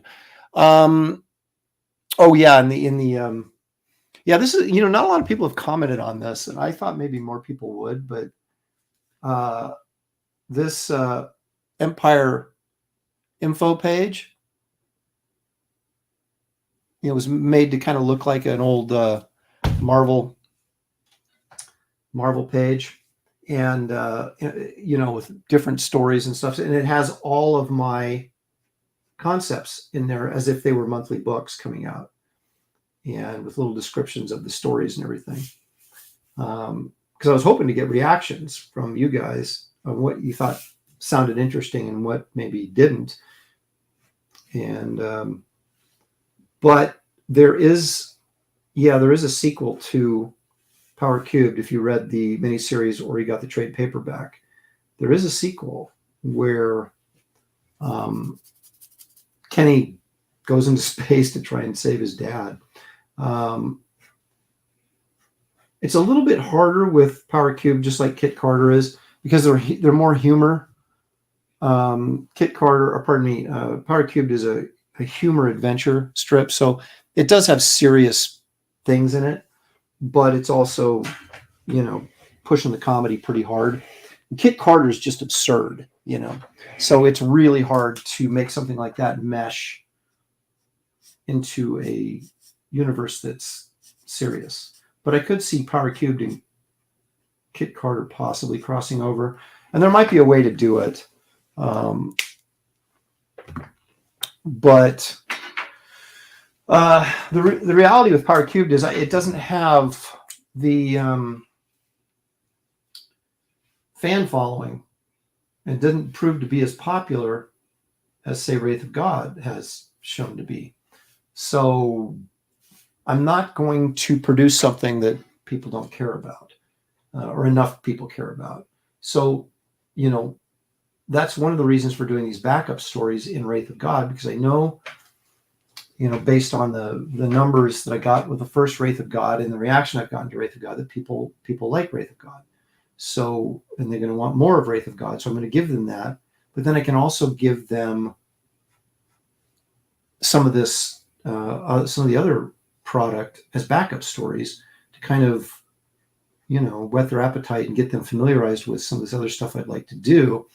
And then if the, if the interest grows there to a point where I can actually do a project that maybe doesn't include Wraith of God, maybe one of these projects is going to be just Garbage Man or just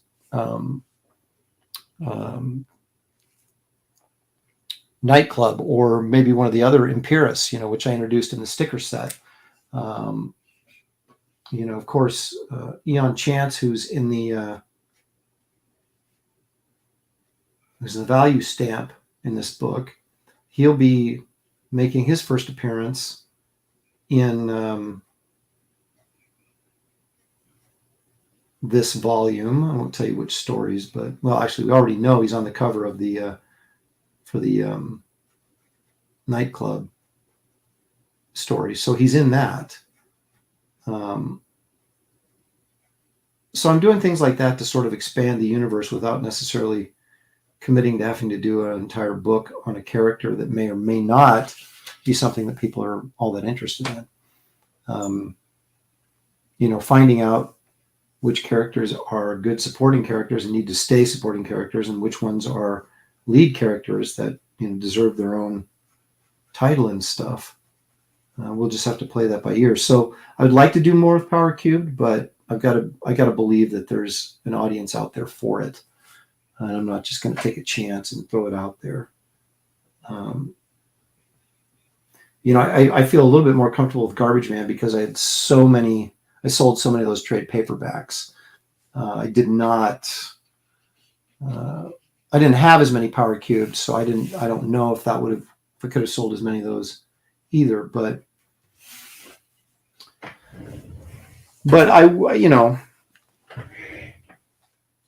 I would never say never, that's for sure.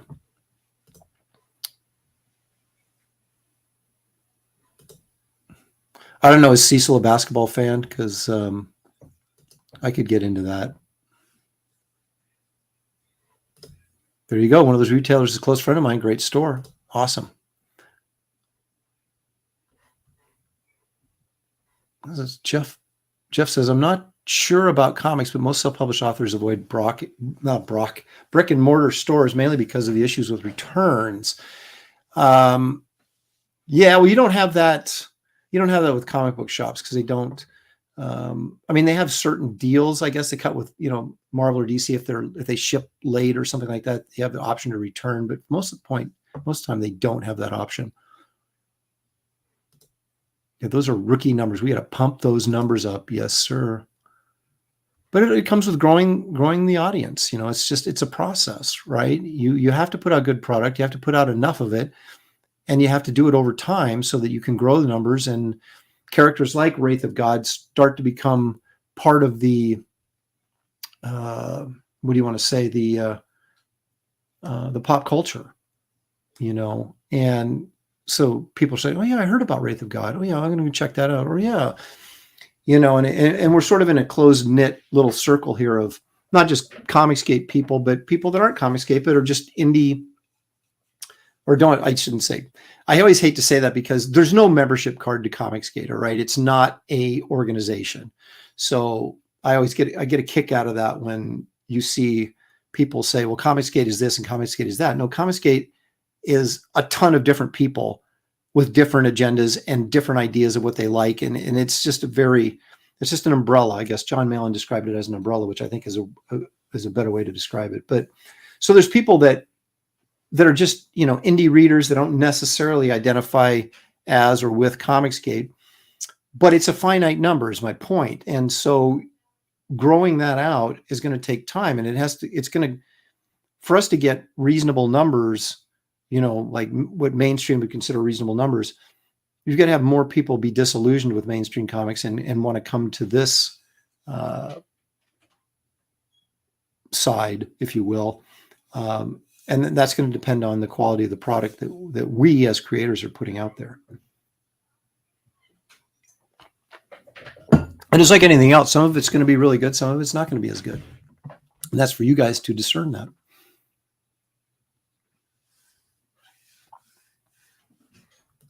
That's a good point. But yeah, Mike is doing that simply to get it out there, but he's not making any money on those. And but he's doing that to kind of broaden the appeal and get a wider audience. Any future Kit Carter stories? Yeah. Yes, Jason. Like I said, that'll be if we hit 100,000, which I'm hoping to do. Considering this, last Wraith of God went to 151,000, I would hope that the sequel would do, as well or better. But you never know, so I'm not counting on anything. But I would assume that we'll have the opportunity to get that 15 pages of Kit Carter in this next book. And Kit Carter is something that I know a lot of people want me to do. And the reason I've shied away from it a little bit is because it doesn't, as I mentioned earlier, it doesn't really connect well with the rest of the universe and the things I want to do long term. But I know if I did Kit Carter, it would do well, because it's just the type of book that would do well. And I think you know what I mean, so yeah, I probably will. But I've got to figure out a way to do that so that I can do Kit Carter without, slighting this Lopresti verse stuff that I'm doing right now, because I think that needs to be continually going at a regular pace. And Kit Carter would be something different, but I have to figure out a way to get that in there. But again, I might, next time I might do Wraith of God and get some clothes on. Sorry, that was my kid walking by after taking a shower. So the next one may just be like Wraith of God with just a Kit Carter, maybe a 20-page Kit Carter backup or something. I don't know. But that's kind of my problem right now, is figuring out how to get all this stuff out. Yeah, that'll be a stretch goal. One of my stretch goals is do a letters column. And it'll be a low stretch goal, so pretty much guaranteed, yeah. You're planning? Yeah, I've got one. It's all plotted out and ready to go. But again, it doesn't fit really into what I'm doing with all the other characters. So it makes it difficult when you're doing a long-term plan for a universe, or a comic book universe, or whatever, a series of titles, or whatever. And you're doing everything yourself, like I am. That's saying, okay, well, I'm going to take 8 months off and I'm going to do this, which doesn't forward my Loprestiverse at all, but it would be a cool project. And then jump back, you leave this huge gap. And so again, it's all kind of me figuring out ways to be able to get that stuff out there without compromising my long-term plans. Thank you, Dr. Mask. Appreciate that.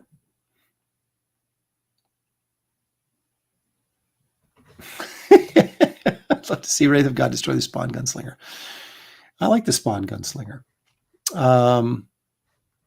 Captain Curls, I must say, Garbage Man was awesome. Thank you, sir. I appreciate that.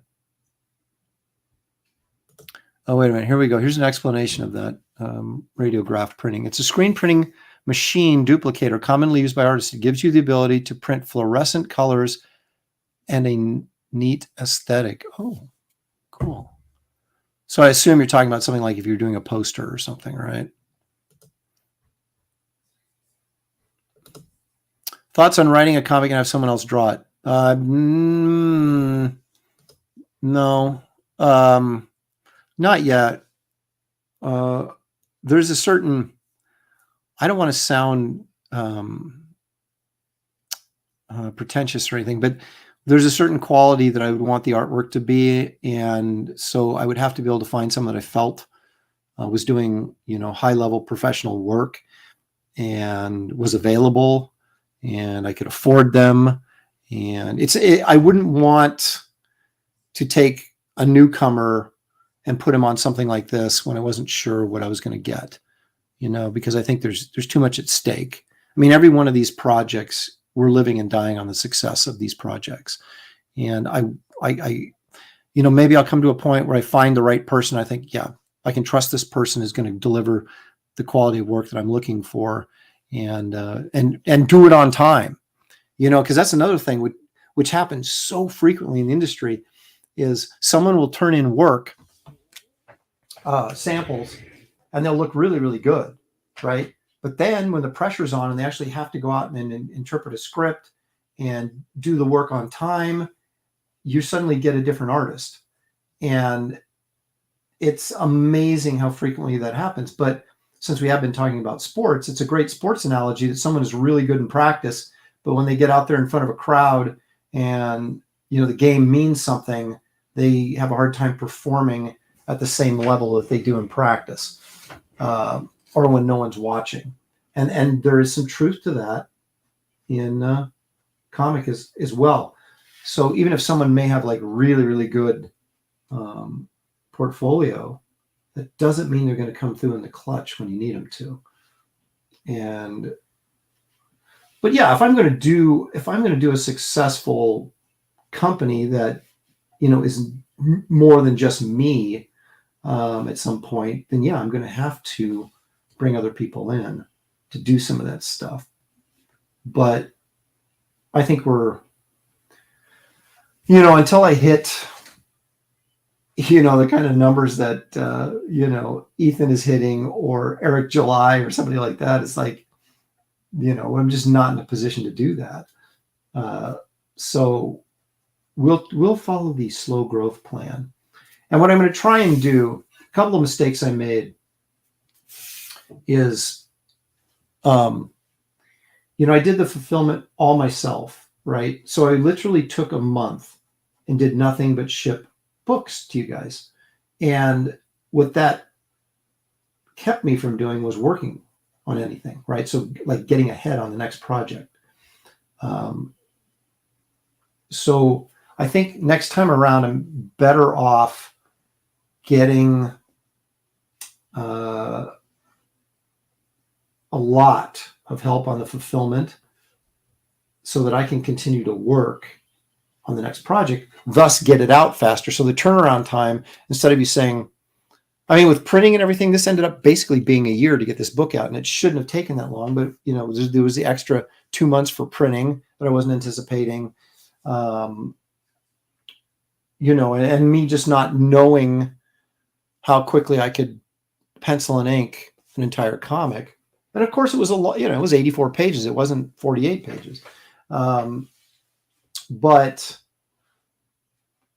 what I'm doing this time now is, whereas when I was working on Wraith of God, the graphic novel, I didn't start working on that till after the campaign closed. When it went into demand, because I was working on some other stuff. Now that is not the case. So I am working on these books, or this story. When this thing goes live on Thursday, I will be working on the interior pages. So by the time it goes into demand, I may have 20 pages done or more, right? So now suddenly it gets done 2 months faster than the previous one did. And then if I set up my fulfillment, even if fulfillment, say, what's, God willing, the fulfillment is more copies than what I did with Blood Hunters, ends up being more successful. And even takes longer to fulfill, but I'll have hired people to do that. Not a company, but people that I can oversee and do that. I can work and be getting ready for the next project. And so that's even farther along by the time I even launch the sign-up page.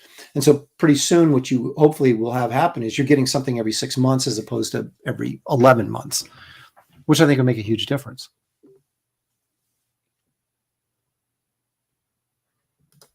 Stippling Vaughn says, yes, once on an EVS stream, you both started an enthusiastic conversation about b-ball.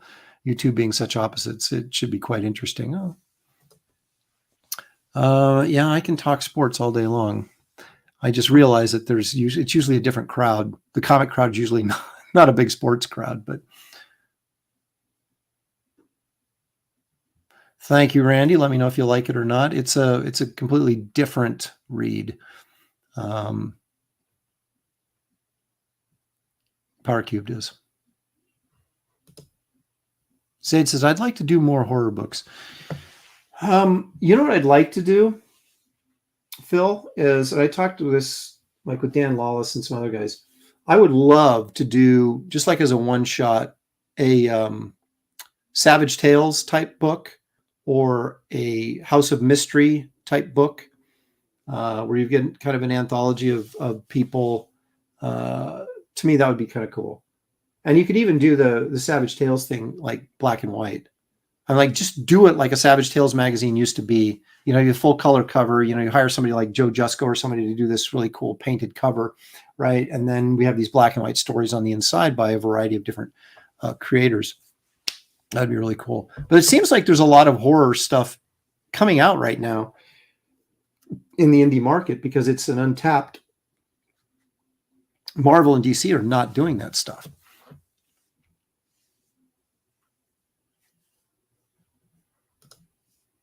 That's not realistic. If you're waving the CG flag, 90% of your backers are CG. Lone Star went from 2 backers to 200 when left. Be careful not to rock that lifeboat.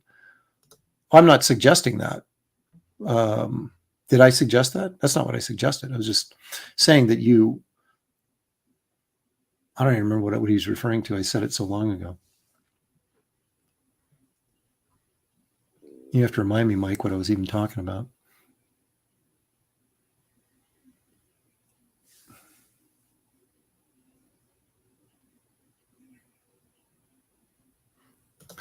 Well, I have got I want to do a poster campaign with Dale's Blacklight poster,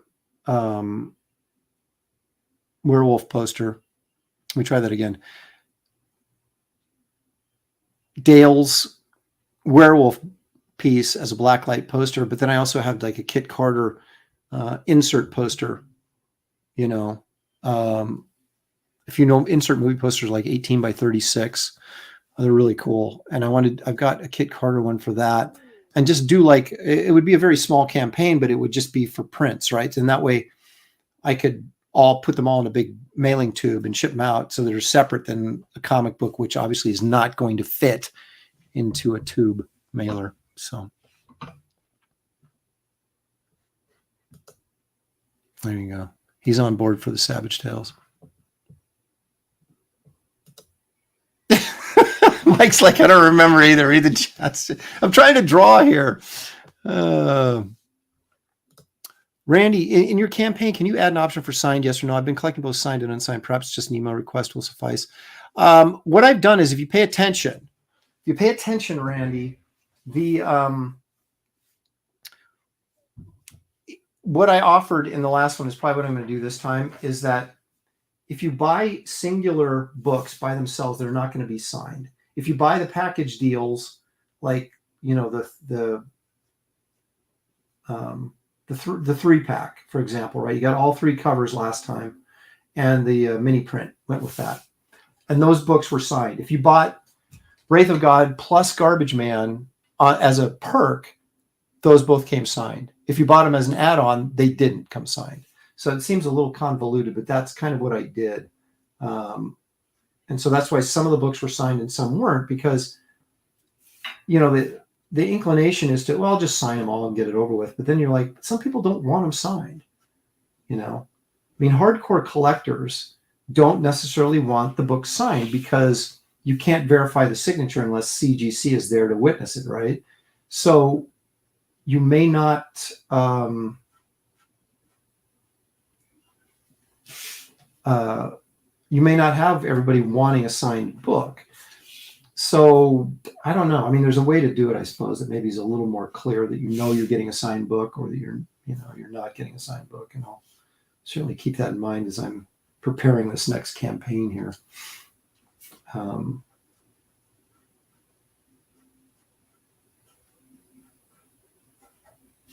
But it did seem kind of weird to me because I was like, why am I signing these and not signing these other ones? And but that's just how I worked it out, because I wanted to incentivize people buying the perks as opposed to just, you know, getting one copy, or, you know.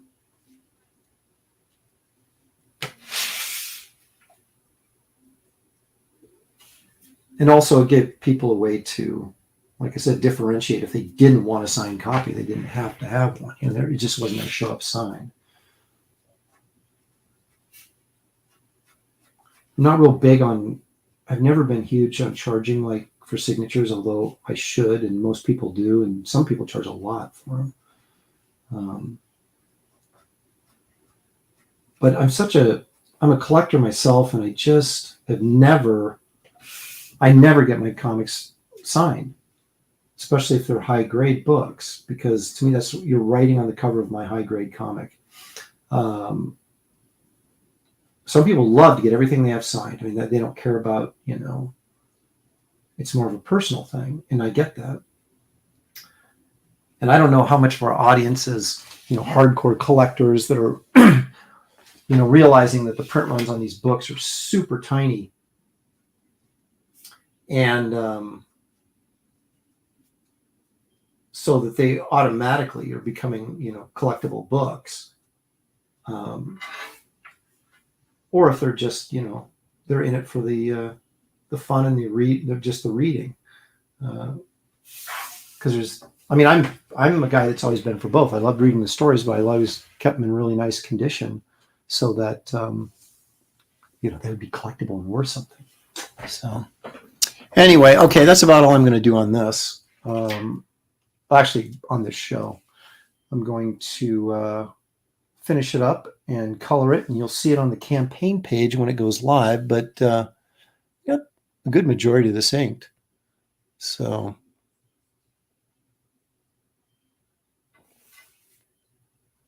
but yeah, I enjoy the retro covers.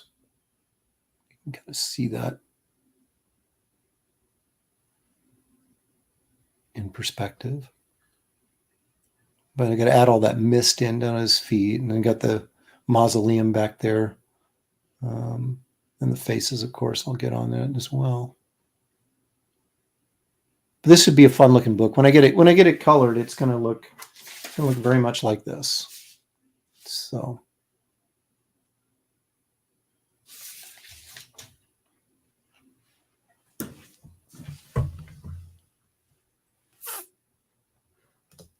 AJ says, I prefer no signature. This is solely because I want the experience of getting a signature in person by meeting the artist and having a brief conversation. There you go. And there's a lot of that too. Let those comics roll up just fine in my back pocket. That's the kind of stuff that used to kill me. Okay, you should have Dale's werewolf piece made into a full bleed dye sublimated t-shirt. I don't even know what that means. I am doing a t-shirt for Dale's. Yay, back to me. I'll show you guys real quick in case you haven't seen them. These will be on the campaign as well. This is Dale's shirt, what it's going to look like. Now, this is the extra bloody version that Dale asked Gabe to add some blood, and so he did. And they were like, put it on the cover, put it on the cover. And I was like, that's too bloody for the cover. But for a crazy con t-shirt, it's awesome. So yeah, that's really, really cool. And that'll be available.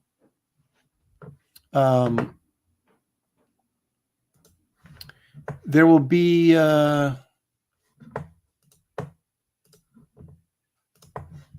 Garbage Man shirt.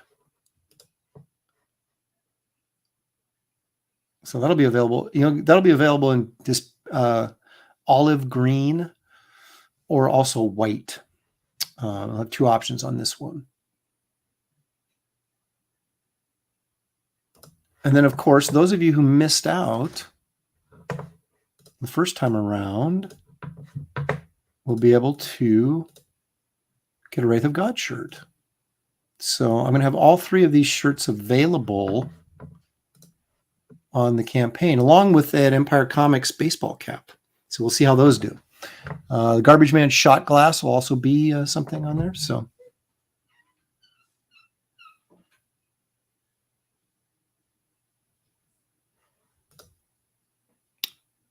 there was a discussion on the reality of low print numbers in a crowdfunder not making it any combo push. Yeah, I don't think I said anything anti-CG.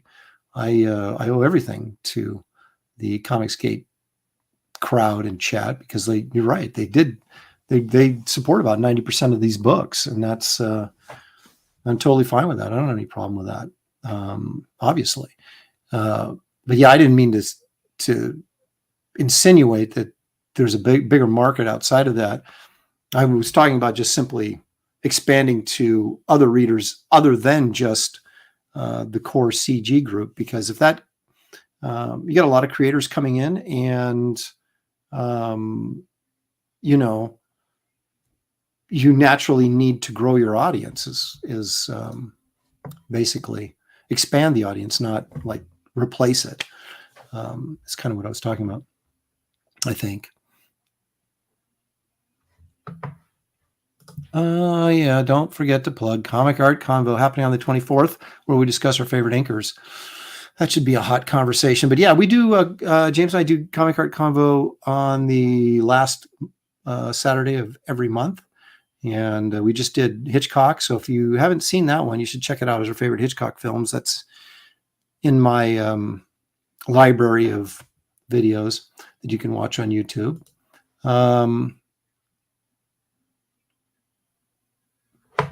See, I still don't know what that means. Die sub, I don't know what that means. Aaron, I meant in the background of your next Garbage Man or Nightclub illustrated story, you could have Kit Carter as a television show playing in the, oh, I see. Universe within a universe. I gotcha.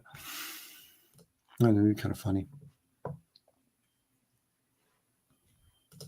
Is the Wraith suit black leather or cloth? That's an excellent question. I always kind of imagined it to be cloth, not leather. Leather's uncomfortable, man. It gets really hot. Oh, wait a minute. Okay, I'll check it out.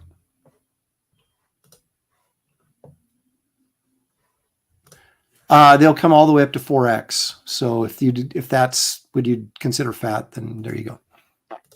Did Neil Adams ink his own cover on Tomb of Dracula 1? I see a little Marie Severin in Dracula's face. Well, considering Marvel back then, they may have gone in and they were not unafraid to go in and mess with people's faces to keep them on character, or on point. So that it's incredibly possible that somebody jacked around with that. I don't know for certain, though. And I don't know if Neil inked it or if Dick Giordano inked it. I mean, Dick Giordano probably wouldn't have inked it if it was at Marvel, since he was mainly, DC work. So Neil might have inked that himself. Oh,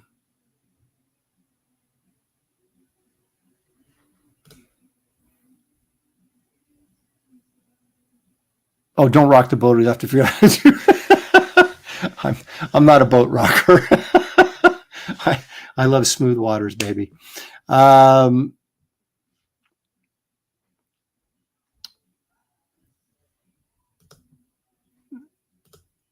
I excited? I'm getting a little tired of it, to be honest with you.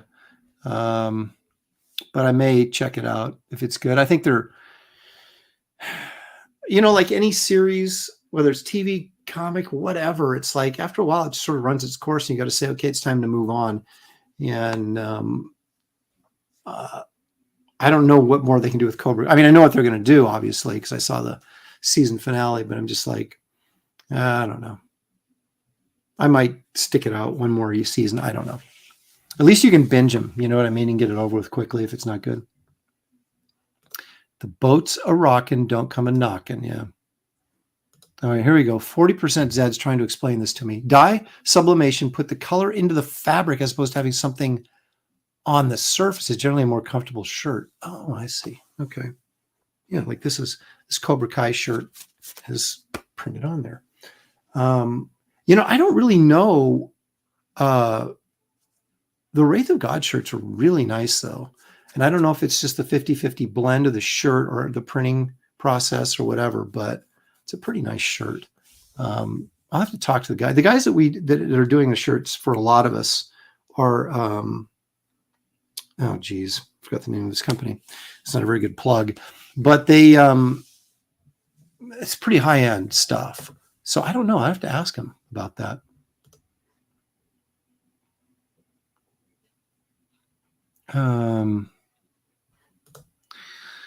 Randy Howell says the Grand Comics database has Neil Adams as the penciler and inker for Tomb #1. Still, Dracula's face doesn't fit. Neil would have given him longer hair. He might have. I mean, I don't think it doesn't look like Neil, though. I think it does. So it's hard to say. I mean, it's very possible somebody jacked around with it. I mean, obviously they jacked around with Stranko's Hulk face. Marie Seven redid that on that Hulk Annual #1 from 1968. No, I liked it enough. I just get fatigued because it felt like it was just kind of the same thing going over and over again. You know, it's like Danny and who's the blonde dude? Whatever.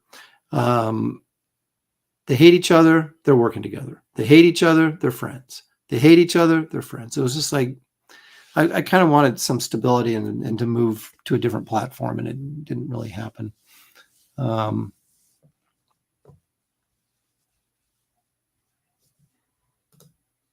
I gotcha. Okay. I wonder if my Wraith of God shirts are sublimation because they're really soft. I have to go. I didn't even realize it was a thing. So.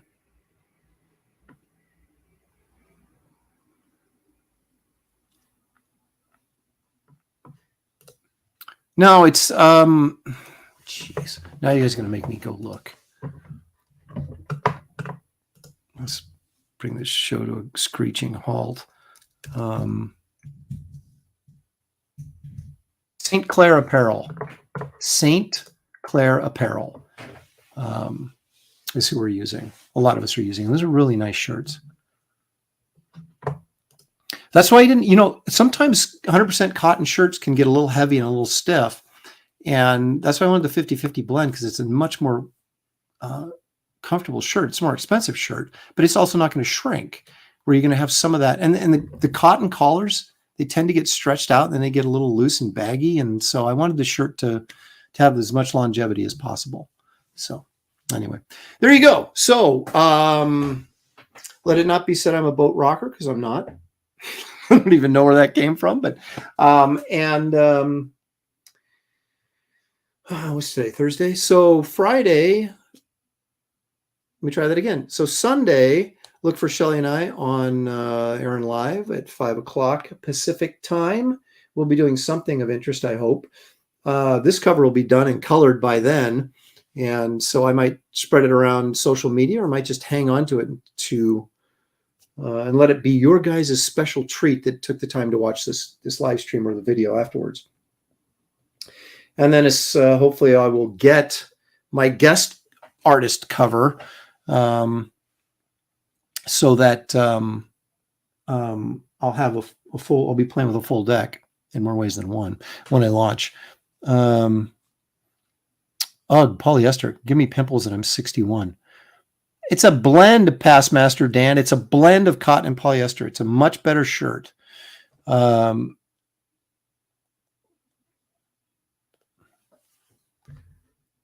if I ever do socks, I'll keep that in mind. But I figure if the shirt is more expensive, it's got to be better, right? I mean, that was my philosophy. So we'll see. Anyway, do sign up for Wraith of God Blood Hunters if you haven't yet. There's only going to be like I said, this is going live Thursday of next week, one way or another. And if you want to get that free trading card of Merv the Astro Chimp drinking space beer in space, you're going to want to sign up early. And that'll ensure that when you order, you get that card for free. So there's your incentive. Check out the trailer if you haven't. It's on the sign up page. So if you haven't seen the trailer for Wraith of God Blood Hunters, you might want to check that out. Go to the site and check that out as well. In fact, if I've got it sitting here, I do. This is a first draft, so there's a little bit of maybe I shouldn't show it. That's a first draft. I'm not going to show it. We don't want to see the first draft. We want to see the final draft, which, if you give me a second here, I can actually download it and show it to you guys. Although many of you have probably already seen it. And you're like, Aaron, quit wasting our time. We've already seen it. But I'm watching this slow circle go like this. Boom, there it is. So let me sign off and say have a great rest of your day and enjoy your weekend. I guess it's like Labor Day or Memorial Day or something this weekend. Is it Christmas this weekend? I don't know. So enjoy your weekend. Stay safe. Don't do anything that gets you into trouble. So anyway, thanks for joining me, guys, and we'll see you next time. And I'll send you out with the new trailer, the revised trailer for Wraith of God Blood Hunters. See ya.